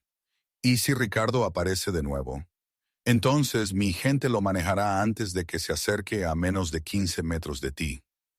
El tono de Francisco no dejaba lugar a dudas. No tienes que decidir hoy, pero no te mantendré prisionera aquí, Ana. Esto está destinado a ser un santuario, no una jaula. Tomé la decisión esa noche y llamé a la prepa a la mañana siguiente. La directora Rosales, mi directora, sonó aliviada. La hemos extrañado, Ana. El sustituto ha estado batallando con sus estudiantes de bachillerato avanzado. El lunes llegó frío y brillante. Francisco insistió en llevarme él mismo en lugar de enviar a su conductor habitual. Viajamos en un silencio cómodo hasta que llegamos al estacionamiento de la prepa. Mándame un mensaje cuando terminen las clases, dijo. Te recogeré personalmente. No tienes que hacer eso. Quiero hacerlo. Sus ojos ámbar sostuvieron los míos. Ten cuidado hoy. La prepa se sentía simultáneamente familiar y ajena. Los estudiantes corrían charlando sobre los planes de fin de semana. Los maestros se reunían alrededor de la cafetera en la sala de maestros. Ximena me vio de inmediato y me dio un fuerte abrazo. Gracias a Dios. Empecé a pensar que nunca volverías. Yo tampoco, admití. Mis 3 primeras horas transcurrieron sin incidentes. Los estudiantes preguntaron dónde había estado y di respuestas vagas sobre una emergencia familiar. Para la hora del almuerzo, casi me había convencido de que todo estaría bien. Entonces lo vi. Ricardo estaba al otro lado del estacionamiento, apoyado contra una cerca de alambre que separaba la propiedad de la prepa de una calle pública. Llevaba gafas de sol a pesar del cielo nublado, pero sabía que me estaba mirando. Mi sangre se heló. Saqué mi teléfono con manos temblorosas y le envié un mensaje a Francisco. Está aquí. La respuesta llegó en segundos. No te acerques. La seguridad se está moviendo. Quédate adentro. Pero no podía moverme. No podía apartar la mirada. Ricardo levantó una mano en un saludo casual y el gesto se sintió como una amenaza. Ximena apareció a mi lado. Ana, ¿qué pasa? Ricardo, junto a la cerca. Ella siguió mi mirada, su rostro perdiendo color. Necesitamos llamar a la policía. La gente de Francisco ya se le está encargando. 2 hombres que no había notado antes se acercaron a Ricardo desde diferentes ángulos. No lo tocaron, no hablaron en voz alta, pero el lenguaje corporal de Ricardo cambió de inmediato. Dio un paso atrás, con las manos levantadas en un gesto de fingida rendición. Luego desapareció por la calle, con la seguridad de Francisco siguiéndolo a distancia. Mi teléfono sonó. La voz de Francisco estaba tensa, con ira contenida. Violó la orden de alejamiento. Llamo a la policía ahora. En realidad no entró en la propiedad de la prepa. No necesita hacerlo. La orden especifica que no puede estar a menos de 60 metros de ti. Esa cerca, estás unos 30 metros de donde estás parada. La policía llegó 20 minutos después. Di mi declaración a un oficial que parecía cansado y escéptico, como si las órdenes de alejamiento fueran sugerencias en lugar de requisitos legales. Lo recogeremos, dijo sin entusiasmo. Pero señorita Cortés, debe saber que estas situaciones rara vez se resuelven rápidamente. Saldrá bajo fianza y volverá al punto de partida. Entonces, ¿qué se supone que debo hacer? ¿Esperar a que realmente me haga daño antes de que se tomen esto en serio? La expresión del oficial se suavizó ligeramente. Estoy de su lado, pero el sistema tiene limitaciones. Mi consejo, quédese en un lugar seguro y mantenga su teléfono cargado. Después de la prepa, encontré a Francisco esperando en el estacionamiento como prometió. La expresión en su rostro cuando me acerqué hizo que los estudiantes se detuvieran y miraran. No había nada suave en él en ese momento, solo furia fría apenas contenida. «Sube al coche», dijo en voz baja. Condujimos en silencio hasta que salimos de los límites de la ciudad. Entonces Francisco se desvió por un camino lateral y se estacionó. «Esto no puede continuar», dijo, aún apretando el volante. «Ricardo está escalando. La policía lo arrestó. Saldrá mañana por la mañana, y la próxima vez será más inteligente al respecto». Francisco se giró para mirarme. «Necesito decirte algo que José descubrió esta mañana». Mi estómago se revolvió. «¿Qué?» «Ricardo se ha estado reuniendo con miembros de la organización de los Solís varias veces durante las últimas 3 semanas. ¿La gente que dijiste que eran tus rivales?» «Sí, lo han estado financiando, proporcionándole recursos. El sabotaje de la llanta, la vigilancia. No fue solo Ricardo actuando solo. El estacionamiento, Ricardo apareciendo en la prepa. Nada de eso había sido coincidencia. ¿Por qué lo ayudarían a él? Porque te identificaron como alguien que me importa, alguien que podrían usar contra mí». La palabra importa flotó entre nosotros, cargada de implicaciones que ninguno de nosotros había abordado directamente. «Esto es una locura», susurré. «Te conocí hace 2 semanas. ¿Cómo podrían saber que te preocupas por mí?» La expresión de Francisco se volvió arrepentida. «Porque he sido obvio al respecto. La clínica privada, traerte a mi casa, llevarte personalmente al trabajo hoy. En mi mundo, esas acciones hablan alto. Entonces, soy un objetivo porque salvaste mi vida. Eres un objetivo porque Ricardo está obsesionado y es violento, y los Solís vieron una oportunidad para explotar eso». Extendió la mano y tomó la mía. «Nada de esto es tu culpa, Ana». Pero se sentía como mi culpa. Mi mal juicio al salir con Ricardo, mi incapacidad para protegerme, mi aceptación de la ayuda de Francisco que había puesto un objetivo en mi espalda. ¿Qué hacemos ahora? Nos adaptamos, aumentamos la seguridad, limitamos tu exposición, y yo trato directamente con los Solís. ¿Tratar con ellos? ¿Cómo? La expresión de Francisco se volvió inexpresiva. «Como sea necesario». El viaje de regreso a la finca fue tranquilo, ambos perdidos en nuestros pensamientos. Cuando llegamos, Francisco desapareció en su estudio para una serie de llamadas telefónicas mientras yo me retiraba a la biblioteca. Cayó la noche, y María trajo la cena en una bandeja ya que Francisco seguía trabajando. Toqué la comida, sin apetito, mi mente reproduciendo el saludo de Ricardo en el estacionamiento. La arrogancia casual de ello, sabiendo que me había alterado. Francisco me encontró horas después, acurrucada en un sillón con un libro sin leer. Parecía agotado, la corbata desabrochada y el cabello revuelto por haber pasado las manos por él.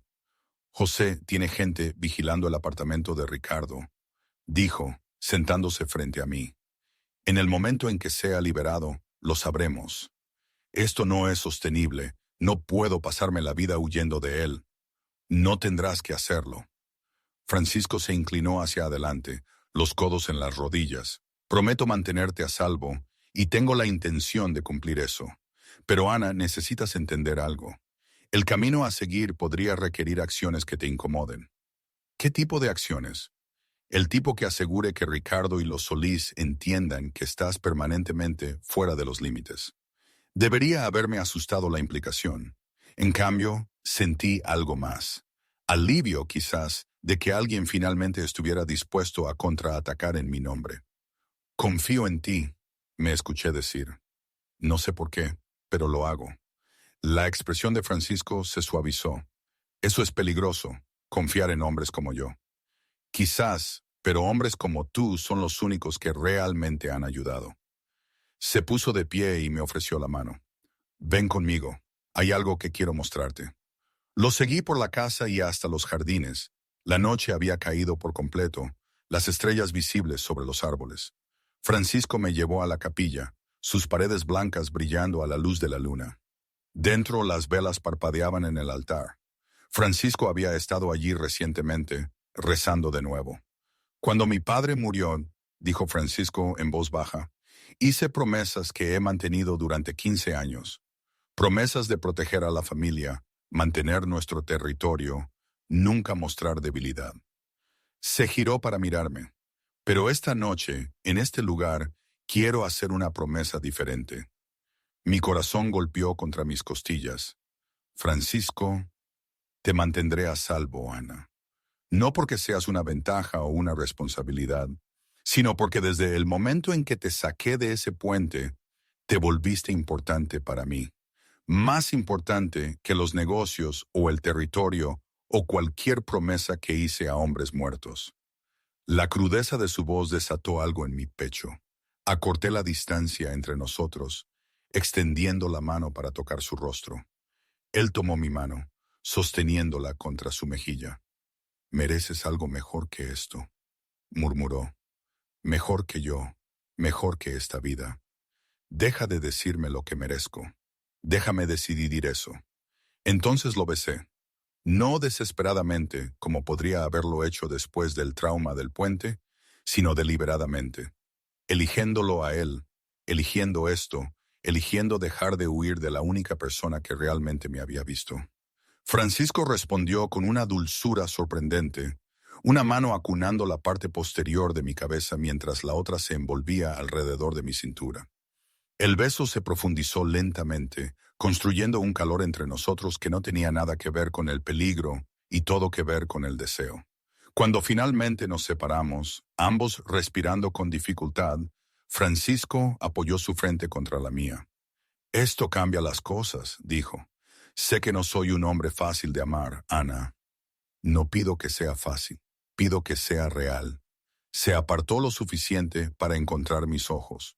Lo real es todo lo que sé dar. Esa noche, acostada en mi cama sola porque Francisco insistió en que nos tomáramos las cosas con calma, a pesar del beso, finalmente comprendí lo que había estado sintiendo. La seguridad no era solo cuestión de equipos de seguridad y ventanas reforzadas. Se trataba de encontrar a alguien que te viera por completo. Defectos, miedos y partes rotas, y eligiera estar a tu lado de todos modos. Francisco Beltrán era peligroso, complicado, envuelto en violencia y sombras, pero también era el hombre que rezaba todas las mañanas, que cumplía sus promesas, que me miraba como si yo importara más que cualquier otra cosa en su complicado mundo. Y mañana, cuando Ricardo saliera bajo fianza y reanudara su obsesiva búsqueda, yo no lo enfrentaría sola. Las semanas posteriores a nuestro beso en la capilla se transformaron en algo que no había esperado. Francisco se convirtió tanto en mi protector como en mi compañero. Aunque nos movimos lenta y deliberadamente, probando los límites de lo que nos estábamos convirtiendo el uno para el otro, él seguía durmiendo en su propia habitación, manteniendo una distancia prudente. Pero las miradas entre nosotros habían cambiado, cargadas de posibilidades. Pedí una licencia extendida de la prepa. La directora Rosales la concedió a regañadientes después de que le expliqué las continuas preocupaciones de seguridad. Ximena llamaba cada pocos días, su preocupación evidente incluso a través del teléfono. ¿De verdad te quedas allí con ese hombre que apenas conocemos? Sí. Ana, Tengo miedo por ti, no solo por Ricardo, sino porque te estás involucrando con alguien de quien no sabemos nada. No se equivocaba al preocuparse, pero lo que ella no podía entender era lo segura que me sentía aquí, a pesar del peligro que se cernía fuera de los muros de la finca. O quizás, por eso, el mundo de Francisco era violento y complicado, pero también era extrañamente honesto, sin pretensiones, sin agendas ocultas, solo líneas claras y consecuencias. Francisco empezó a incluirme en partes de su vida que antes había mantenido separadas. Me llevó a un centro comunitario en una colonia tradicional de la Ciudad de México, con raíces italianas, donde los adolescentes practicaban baloncesto en un gimnasio que llevaba el nombre de su familia en una placa.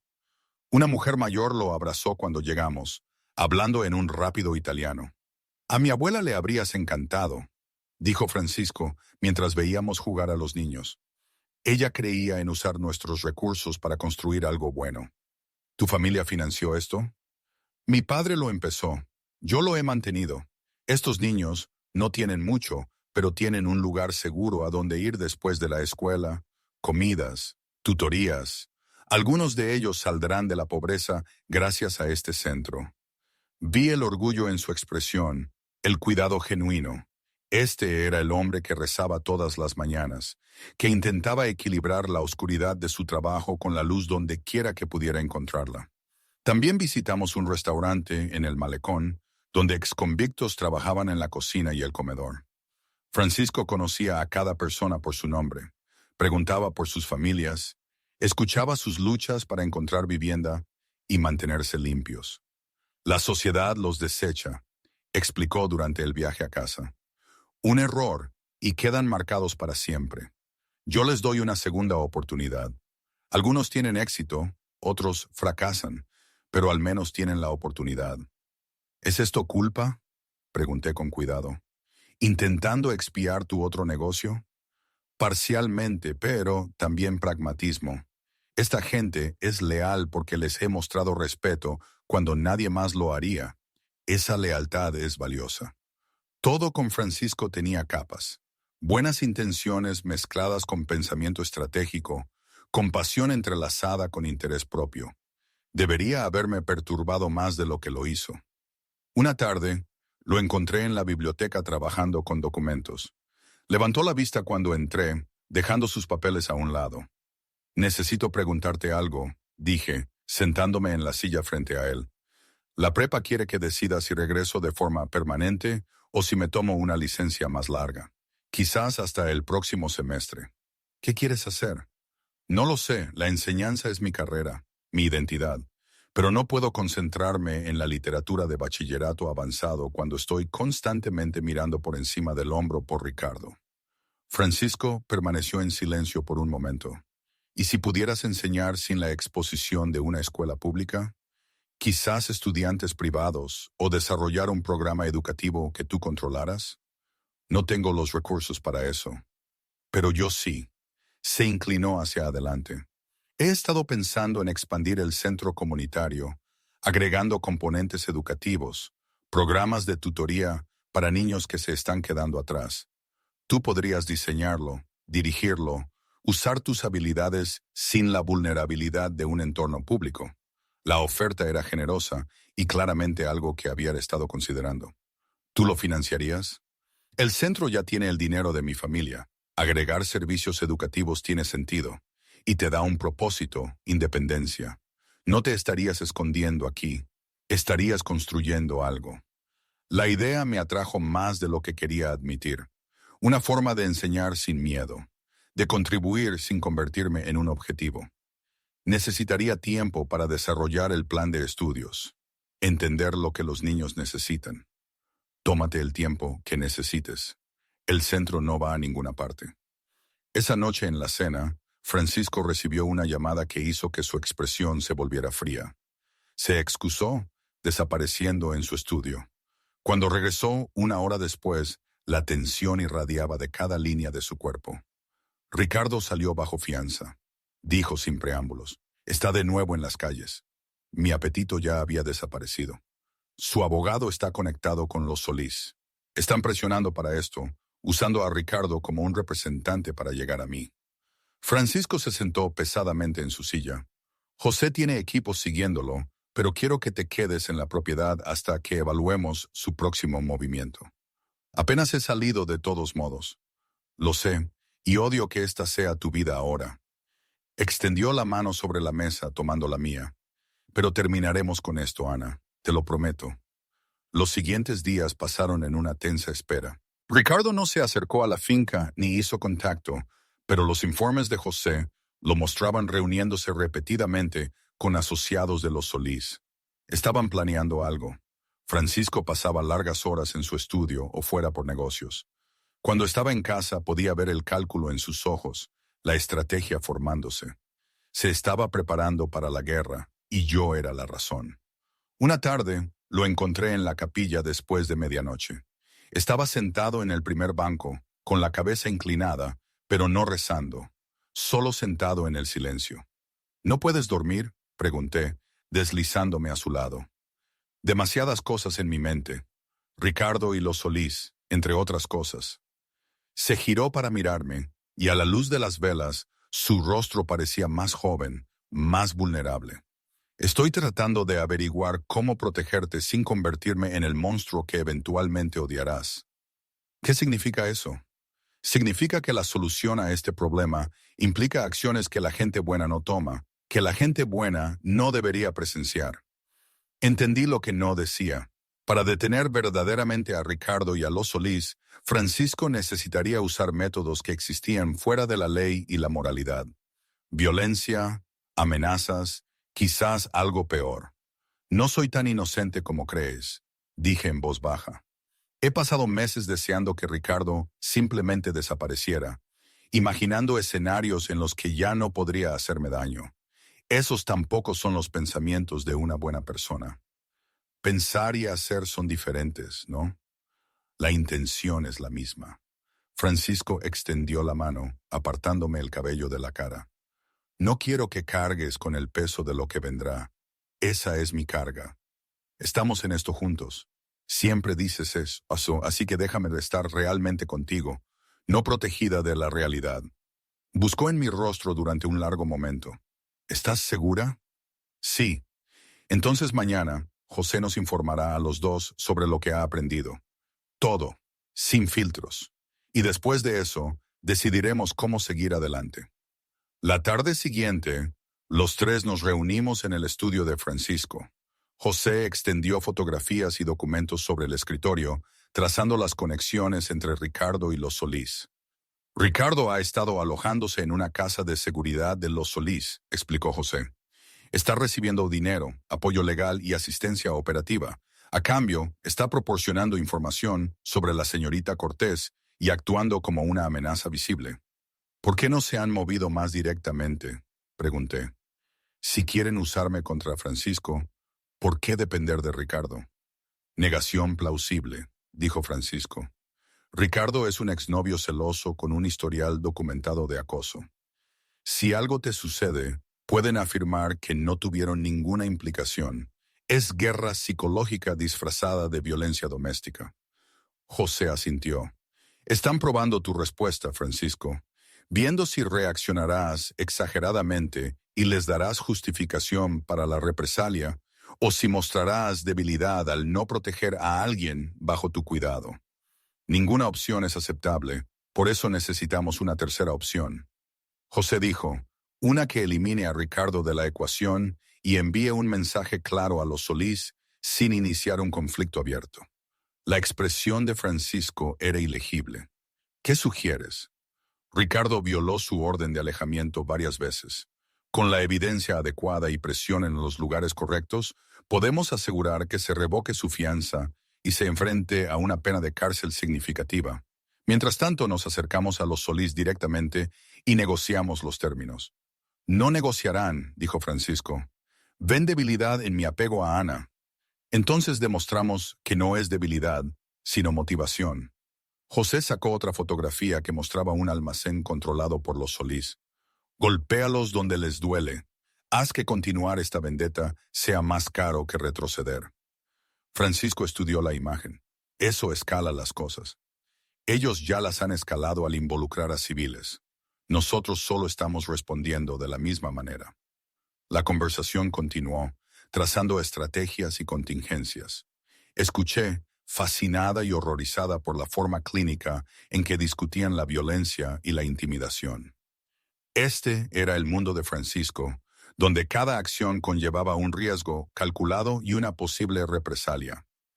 Ana, dijo Francisco, llamando mi atención. Si seguimos adelante con esto, no hay vuelta atrás. Sucederán cosas que no podrás deshacer ni dejar de ver. ¿Estás segura de que quieres involucrarte? Pensé en el rostro de Ricardo en el estacionamiento de la prepa, en las tiras de clavos en el puente, en los meses de miedo e impotencia. Luego pensé en los niños del centro comunitario de Francisco, en los trabajadores de su restaurante, en el cuidadoso equilibrio que intentaba mantener entre la oscuridad y la luz. Estoy segura. Francisco mantuvo mi mirada un momento más, luego asintió. Entonces procedemos. José, empieza a prepararte. Quiero planes detallados para mañana por la noche. Después de que José se fue, Francisco me atrajo cerca, envolviéndome en sus brazos. Apoyé la cabeza en su pecho, escuchando el latido de su corazón. Pase lo que pase, dijo en voz baja. Tú te quedas a salvo. Eso no es negociable. Tú también. He sobrevivido a cosas peores que los Solís. Eso no hace que me preocupe menos. Presionó un beso en la parte superior de mi cabeza. Entonces nos preocuparemos juntos. 3 semanas de cuidadosa planificación y tensión culminaron un viernes por la tarde. Yo estaba trabajando en el plan de estudios para el programa del centro comunitario cuando Ximena llamó. Su voz estaba en pánico. Ana, no puedo localizar a Diego. Se suponía que se encontraría conmigo después del trabajo hace 2 horas. Su teléfono va directamente al buzón de voz. El hielo inundó mis venas. ¿Dónde se suponía que se encontrarían? En ese restaurante italiano en el centro, donde tuvimos nuestro aniversario. Corrí al estudio de Francisco. Estaba al teléfono, pero terminó la llamada de inmediato cuando vio mi cara. El esposo de Ximena está desaparecido. La expresión de Francisco se volvió fría. Marcó a José antes de que yo terminara de explicar, hablando en rápidas órdenes. En cuestión de minutos, tuvimos confirmación. Diego Turner había salido de su oficina a las 5:30. Su coche seguía en el estacionamiento subterráneo. Nunca había llegado al restaurante. Los Solís se lo llevaron, dijo José por altavoz. Ahora lo estamos rastreando. ¿Por qué, Diego?, pregunté, aunque el temor ya me proporcionaba la respuesta. Ventaja, dijo Francisco con gravedad. Saben que Ximena es tu amiga más cercana. Llevarse a su esposo envía un mensaje. Mi teléfono zumbó con un video entrante. Número desconocido. Francisco lo tomó antes de que yo pudiera, su mandíbula apretada mientras miraba. Giró la pantalla hacia mí. Diego estaba sentado en una silla, con las manos atadas, claramente asustado, pero ileso. Detrás de él 2 hombres que no reconocí. El video no tenía audio, solo el rostro aterrorizado de Diego y una marca de tiempo que mostraba que había sido grabado hacía 20 minutos. Siguió un mensaje de texto. Tu elección, Beltrán. La mujer o el marido de la amiga. Medianoche. Muelle 9 del Distrito Industrial. Ven solo. Están forzando una decisión, dijo José. Táctica clásica de intimidación. Francisco ya se movía, agarrando su chaqueta y su teléfono. Prepara al equipo. Táctica completa. Quiero vigilancia en ese almacén en 30 minutos. Francisco, dijeron que fuera solo. Se giró hacia mí, y la mirada en sus ojos era absolutamente letal. No negocio con gente que se lleva a inocentes. Quieren guerra. La tendrán. ¿Y Diego? No dejaré que le hagan daño si entramos con fuerza, pero tampoco caminaré hacia una trampa diseñada para eliminarme y dejarte indefensa. Me atrajo cerca, presionando un beso fuerte en mi frente. Ximena necesita saberlo. Llámalas. Tráela aquí. María la cuidará mientras nosotros nos encargamos de esto. Las siguientes 2 horas fueron las más largas de mi vida. Ximena llegó temblando y pálida, desplomándose en mis brazos en el momento en que entró por la puerta. Nos sentamos en la sala mientras María traía té. Ninguna de las dos lo tocó. «Esto es mi culpa», susurré. «Se llevaron a Diego por mi culpa».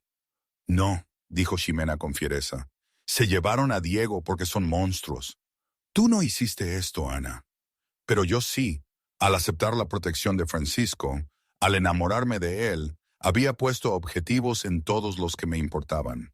Francisco y 8 hombres abandonaron la finca a las 11. Observé desde la ventana cómo sus vehículos desaparecían en la noche, llevando armas y equipo táctico. José se había quedado para coordinar desde el estudio de Francisco. Múltiples pantallas mostraban las transmisiones de vigilancia. «Deberías intentar descansar», dijo María suavemente. «El señor Beltrán sabe lo que hace». Pero no pude descansar. No pude hacer nada más que pasear y preocuparme y reproducir cada decisión que había llevado a este momento. A las 11:45 José nos llamó al estudio. «Están en posición. El almacén está como se esperaba. Pocos guardias afuera. Diego está retenido en el segundo piso, esquina noreste. 2 hombres con él, 3 más en la planta baja». «¿Solo 5?» preguntó Ximena. «Parece muy poco». «Es una trampa», dije. «Esperan que Francisco traiga refuerzos. Tienen más gente esperando». José asintió con gravedad. «Hemos identificado a 12 hostiles adicionales en edificios adyacentes. Clásico montaje de emboscada». Ximena me apretó la mano. «¿Puede la gente de Francisco manejar eso? Estamos a punto de averiguarlo». Los siguientes 20 minutos pasaron en un silencio agonizante, roto solo por las discretas comunicaciones de José con el equipo. Luego el caos estalló en las pantallas. Observé cómo los hombres de Francisco se movían con precisión militar. Entrada simultánea desde múltiples puntos, deshabilitando la emboscada antes de que el equipo de Los Solís pudiera reaccionar. Brevemente, disparos, lo suficientemente fuertes como para hacerme estremecer, a pesar de la mala calidad del audio. Luego silencio. «Diego está seguro», informó José. «2 objetivos abatidos. El resto bajo custodia. El señor Beltrán se dirige al segundo piso». Más minutos de tensión. Luego la radio de José crepitó. La voz de Francisco era controlada pero autoritaria. «Tenemos a Diego, sin heridas graves, 2 lugartenientes de los Solís bajo custodia, incluido el que envió el video. Estamos extrayendo ahora». El alivio me invadió tan intensamente que casi me desplomo. Ximena sollozó, hundiendo el rostro entre las manos. Regresaron 1 hora después. Diego salió tambaleándose del coche, magullado pero caminando por sí mismo. Ximena corrió hacia él y se abrazaron mientras Francisco se acercaba a mí. «Está bien», asustado pero ileso. «Gracias». Las palabras se sintieron inadecuadas para lo que había hecho.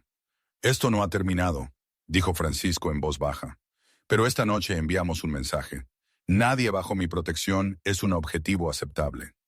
Dentro, María había preparado comida y suministros médicos. Diego se sentó a la mesa de la cocina mientras el médico de Francisco examinaba sus muñecas donde las cuerdas le habían cortado la piel. «Lo siento», les dije a Diego y Ximena. «Lo siento mucho que se hayan visto arrastrados a esto». Diego me miró, su habitual calma perturbada pero no rota. «No nos arrastraste a ningún lado. Elegimos estar a tu lado. Eso es lo que hacen los amigos». «Tiene razón», añadió Ximena, aunque admito que no esperaba que involucrara un secuestro real.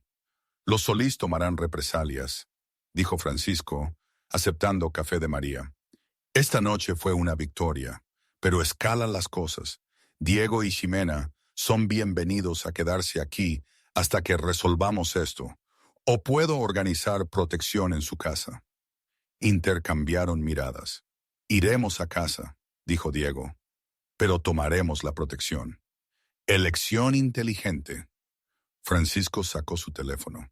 «Tendré 2 hombres afuera de su casa las 24 horas del día, los 7 días de la semana. Serán discretos pero efectivos».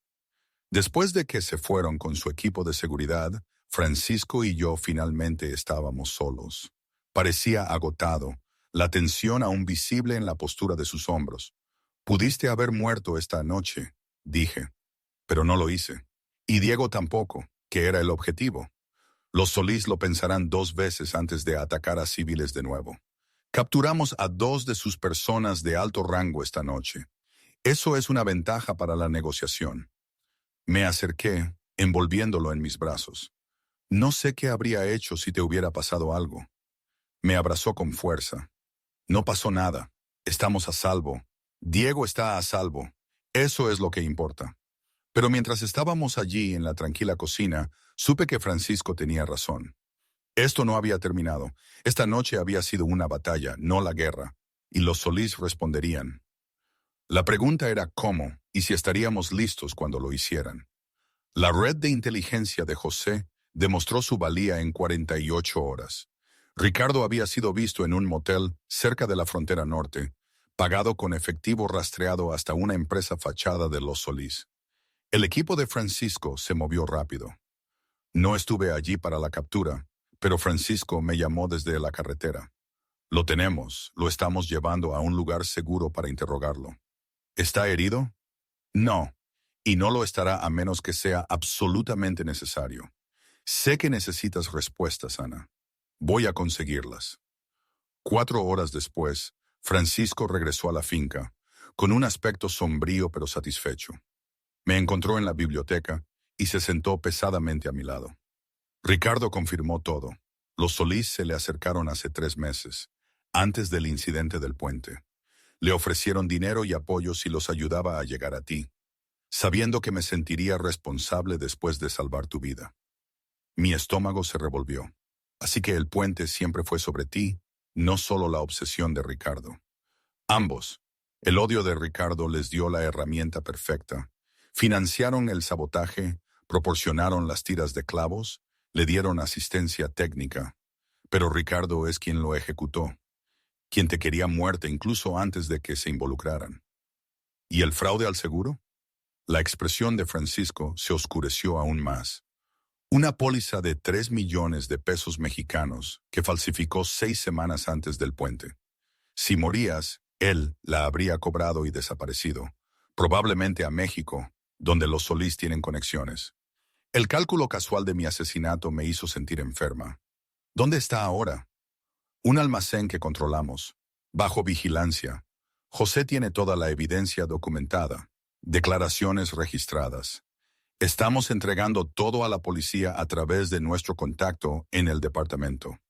Ricardo hablará, implicará a los Solís. Esa es la idea, pero tenemos un problema más inmediato. Los 2 lugartenientes de los Solís que capturamos durante el rescate de Diego también han estado hablando. Parece que su liderazgo está furioso por el secuestro fallido y quiere reducir pérdidas. ¿Qué significa eso? Están dispuestos a negociar, de hecho, hoy mismo, terreno neutral, ambas partes con seguridad mínima. Francisco tomó mi mano. Esto podría terminar esta noche, Ana. Todo. Esperanza y miedo lucharon en mi pecho. ¿Confías en que negocien de buena fe? No, pero ahora tengo ventaja. El testimonio de Ricardo, sus 2 lugartenientes bajo custodia, evidencia de múltiples crímenes. Los Solís pueden negociar o enfrentarse a una guerra que no están en posición de ganar. La reunión se fijó para las 8 de la noche en un restaurante que Francisco poseía en el centro. Neutral en teoría, pero con la ventaja del local en su territorio.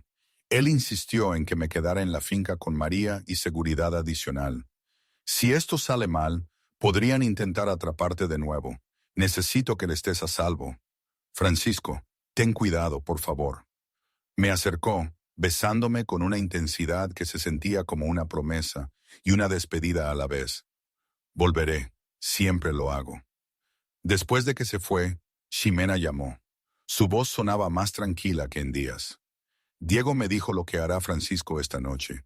Intentar terminar con esto. Sí, estoy aterrorizada. Yo también. Pero Ana, Diego y yo hablamos después de todo lo que ha pasado. Entendemos por qué estás con Francisco. Él no es lo que esperábamos. ¿Qué esperaban? Un monstruo, honestamente, pero arriesgó su vida para salvar a Diego. Eso no es algo que hagan los monstruos. Su aceptación significó más de lo que pude expresar. Gracias por no odiarme. Nunca. Eres mi mejor amiga. Eso no cambia. 2 horas pasaron como décadas, Intenté leer, no pude concentrarme. Intenté comer, no tenía apetito. Finalmente, José salió del estudio de Francisco. Va bien, los Solís aceptaron los términos. Están firmando los documentos ahora. ¿Qué términos? Ceden 3 operaciones territoriales a Francisco, pagan reparaciones sustanciales por el secuestro de Diego y acuerdan que tú y cualquiera conectado contigo están permanentemente fuera de los límites. A cambio, Francisco libera a sus 2 hombres y acepta no buscar más represalias por acciones pasadas. Eso es todo. Simplemente aceptan la derrota. Son pragmáticos. Continuar les cuesta más que ceder. Francisco demostró que está dispuesto a escalar, que tiene los recursos y la inteligencia para hacerles mucho daño. A veces, saber cuándo retirarse es la jugada inteligente. Francisco regresó justo después de las 10, con aspecto exhausto pero triunfante. Lo encontré en la puerta y me envolvió en sus brazos. Se acabó. Firmado, atestiguado, vinculante. Los Solís están fuera y Ricardo será transferido a custodia policial mañana por la mañana con un expediente completo de pruebas. El fiscal con el que hablé espera múltiples cargos: intento de asesinato, fraude, conspiración, acoso. Se enfrenta a un mínimo de 20 años. El alivio me invadió con tanta fuerza que empecé a llorar. Francisco me sostuvo mientras temblaba. Todo el miedo y la tensión de los últimos meses finalmente se liberaban. «Estás a salvo ahora», murmuró. «Verdadera y realmente a salvo». Esa noche, por primera vez desde el puente, dormí sin pesadillas. La mañana siguiente trajo a los reporteros. Alguien había filtrado la noticia del arresto de Ricardo y los cargos en su contra. Mi nombre se mantuvo fuera de la prensa gracias a las leyes de protección a víctimas, pero la especulación se desató sobre conexiones con el crimen organizado. Francisco lo manejó con su característica eficiencia. Sus abogados emitieron comunicados. El restaurante donde se llevaron a cabo las negociaciones de repente no tenía grabaciones de seguridad de esa noche. José se aseguró de que no se pudiera rastrear ninguna conexión entre la organización de Francisco y la captura de Ricardo. La policía se está atribuyendo el mérito de un excelente trabajo de investigación, informó José con ligera diversión. Incluso han sugerido que Ricardo podría delatar a figuras del crimen organizado para reducir su condena. ¿Lo hará?, pregunté. No, los Solís han dejado claro a través de sus canales que la seguridad de su familia depende de su silencio. Cumplirá su condena en silencio. Ximena y Diego nos visitaron esa tarde. Diego se veía mejor, los moretones se desvanecían, su calma natural regresaba. Queríamos agradecerte adecuadamente, le dijo Ximena a Francisco, por salvar a Diego, por terminar con la amenaza. Sabemos que no tenías que hacer nada de eso. Ana me importa. Las personas que le importan a ella importan por extensión. Los ojos ámbar de Francisco encontraron los míos. Además, nadie amenaza lo que es mío. La posesividad debería haberme molestado. En cambio, se sintió como seguridad. Durante las siguientes 2 semanas, la vida encontró una nueva normalidad. Renuncié oficialmente a la prepa y comencé a construir el programa educativo en el Centro Comunitario de Francisco. Ximena visitaba regularmente, nuestra amistad fortalecida por haber sobrevivido juntos a la crisis. Francisco y yo entramos en el ritmo de una verdadera asociación. Él me enseñó sobre su mundo, el cuidadoso equilibrio de poder y respeto que mantenía estable su organización. Yo le mostré el mío, compartiendo libros e ideas, y el simple placer de las tardes tranquilas. Una noche, 3 semanas después del arresto de Ricardo, Francisco me encontró en la biblioteca. Sostenía una pequeña caja de terciopelo y mi corazón se detuvo. «No es lo que piensas», dijo rápidamente al ver mi expresión. «Todavía no, de todos modos. Pero quería que tuvieras esto». Dentro había una delicada cadena de oro con un pequeño dije de cruz. Sencilla, hermosa. Era de mi abuela. La usaba todos los días. Decía que le recordaba que la fe no se trata de perfección, sino de intentar ser mejor. Se quitó el collar, abrochándolo alrededor de mi cuello. «Tú me haces querer ser mejor, Ana, todos los días». Toqué la cruz, sintiendo el peso de lo que realmente estaba diciendo. Esto no era una propuesta, pero era una promesa, un compromiso con lo que estábamos construyendo juntos. Te amo, dije, las palabras finalmente saliendo. El rostro de Francisco se transformó, la ternura reemplazando su habitual reserva. Te he amado desde el puente, desde que te levanté y vi la lucha en tus ojos, a pesar del miedo. Me besó entonces, suave y profundo, y supe con absoluta certeza que mi vida había cambiado irrevocablemente la noche en que mi coche atravesó esa barrera de contención. No solo por el peligro, sino porque me había llevado aquí, a este hombre, a este amor complicado, a este futuro inesperado. Ricardo Morales pasaría las próximas 2 décadas en prisión. Los Solís se habían retirado para lamer sus heridas, y yo había encontrado algo que había dejado de creer que existía. Alguien que se interpondría entre la oscuridad del mundo y yo sin pedirme que fuera menos de lo que era. 3 meses habían pasado desde el arresto de Ricardo. El juicio estaba programado para la próxima primavera, pero el fiscal nos aseguró que la evidencia era abrumadora. El abogado de Francisco se había asegurado de que mi testimonio pudiera darse por video para proteger mi identidad. La paz con los Solís se mantuvo. Los informes de José mostraban que habían cumplido su acuerdo, manteniéndose alejados del territorio de Francisco y sin hacer movimientos de represalia. El negocio de Francisco había mejorado con las operaciones cedidas, generando ingresos sustanciales. Mi programa educativo en el centro comunitario se lanzó en enero con una respuesta entusiasta. 20 estudiantes se inscribieron en la primera sesión, en su mayoría adolescentes que se habían quedado atrás en las escuelas tradicionales.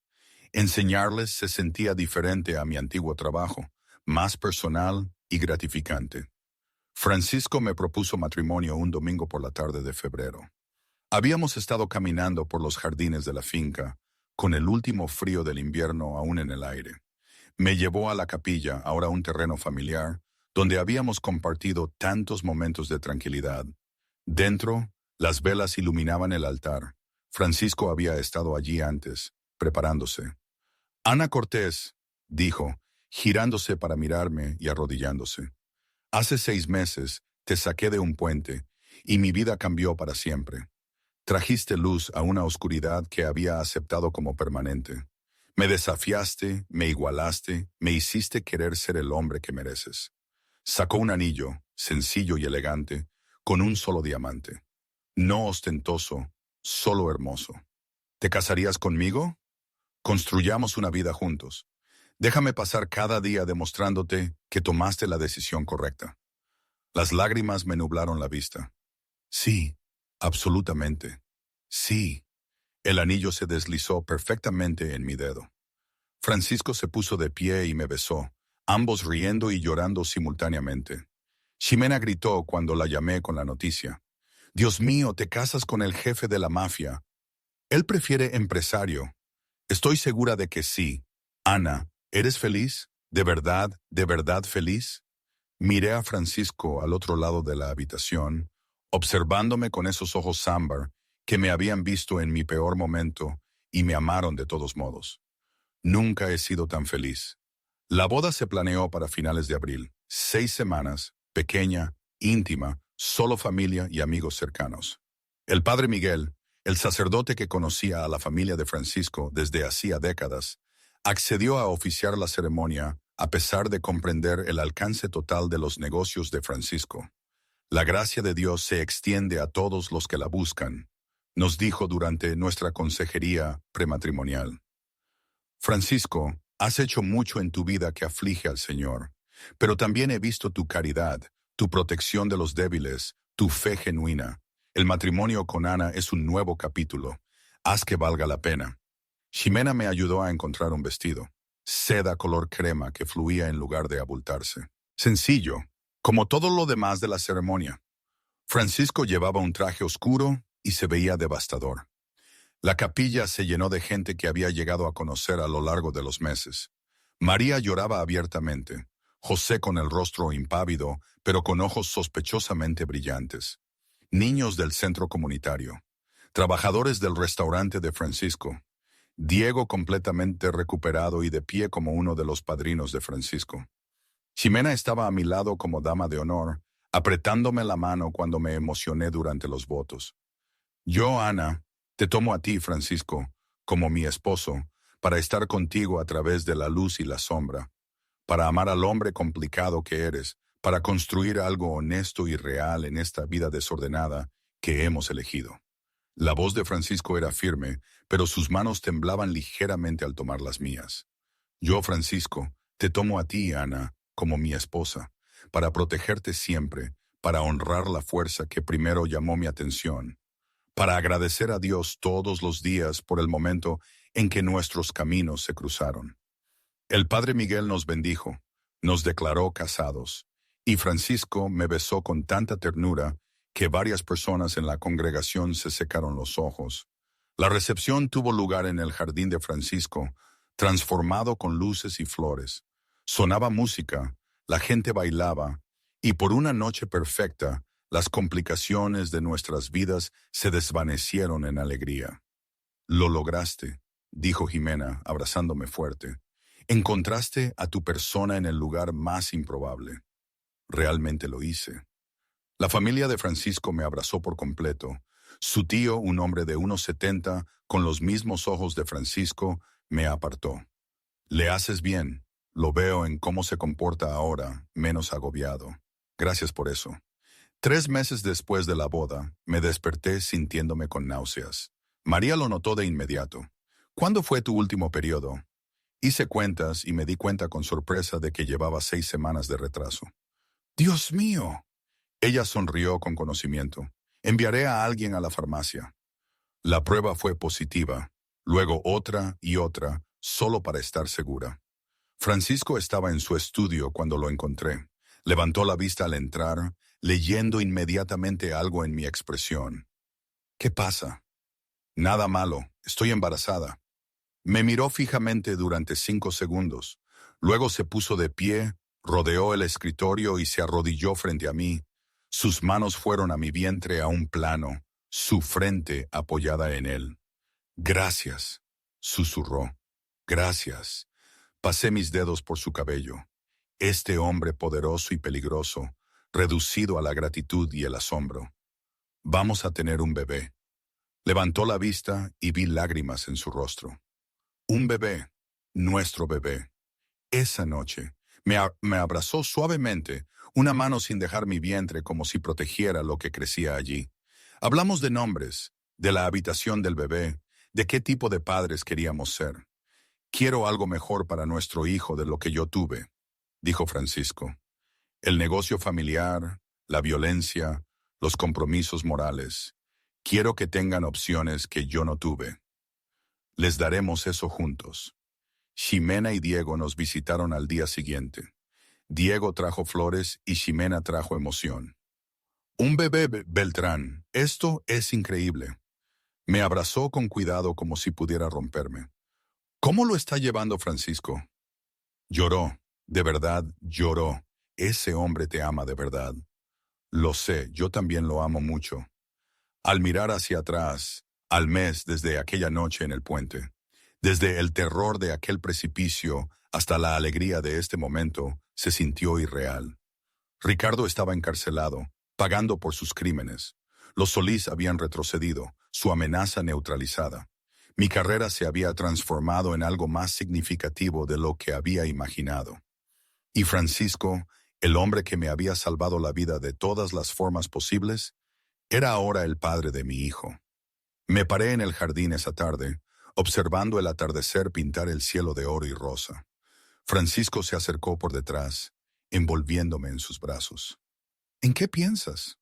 En aquella noche en el puente, en lo aterrorizada que estaba, en lo segura que estaba de que iba a morir.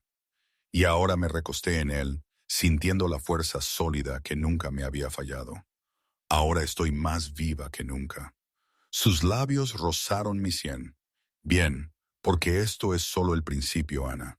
Nuestro principio. A lo lejos, las campanas de la capilla sonaron para la oración vespertina. Francisco iría pronto a arrodillarse ante el altar, agradeciendo a Dios por la gracia que sentía que no merecía. Y yo esperaría aquí, una mano en mi vientre, pensando en el futuro que estábamos construyendo juntos. Un futuro nacido de la tragedia, forjado en el peligro y asegurado por un amor que ninguno de los dos había esperado, pero que ambos habíamos elegido. La mano que me sacó del abismo nunca me había soltado.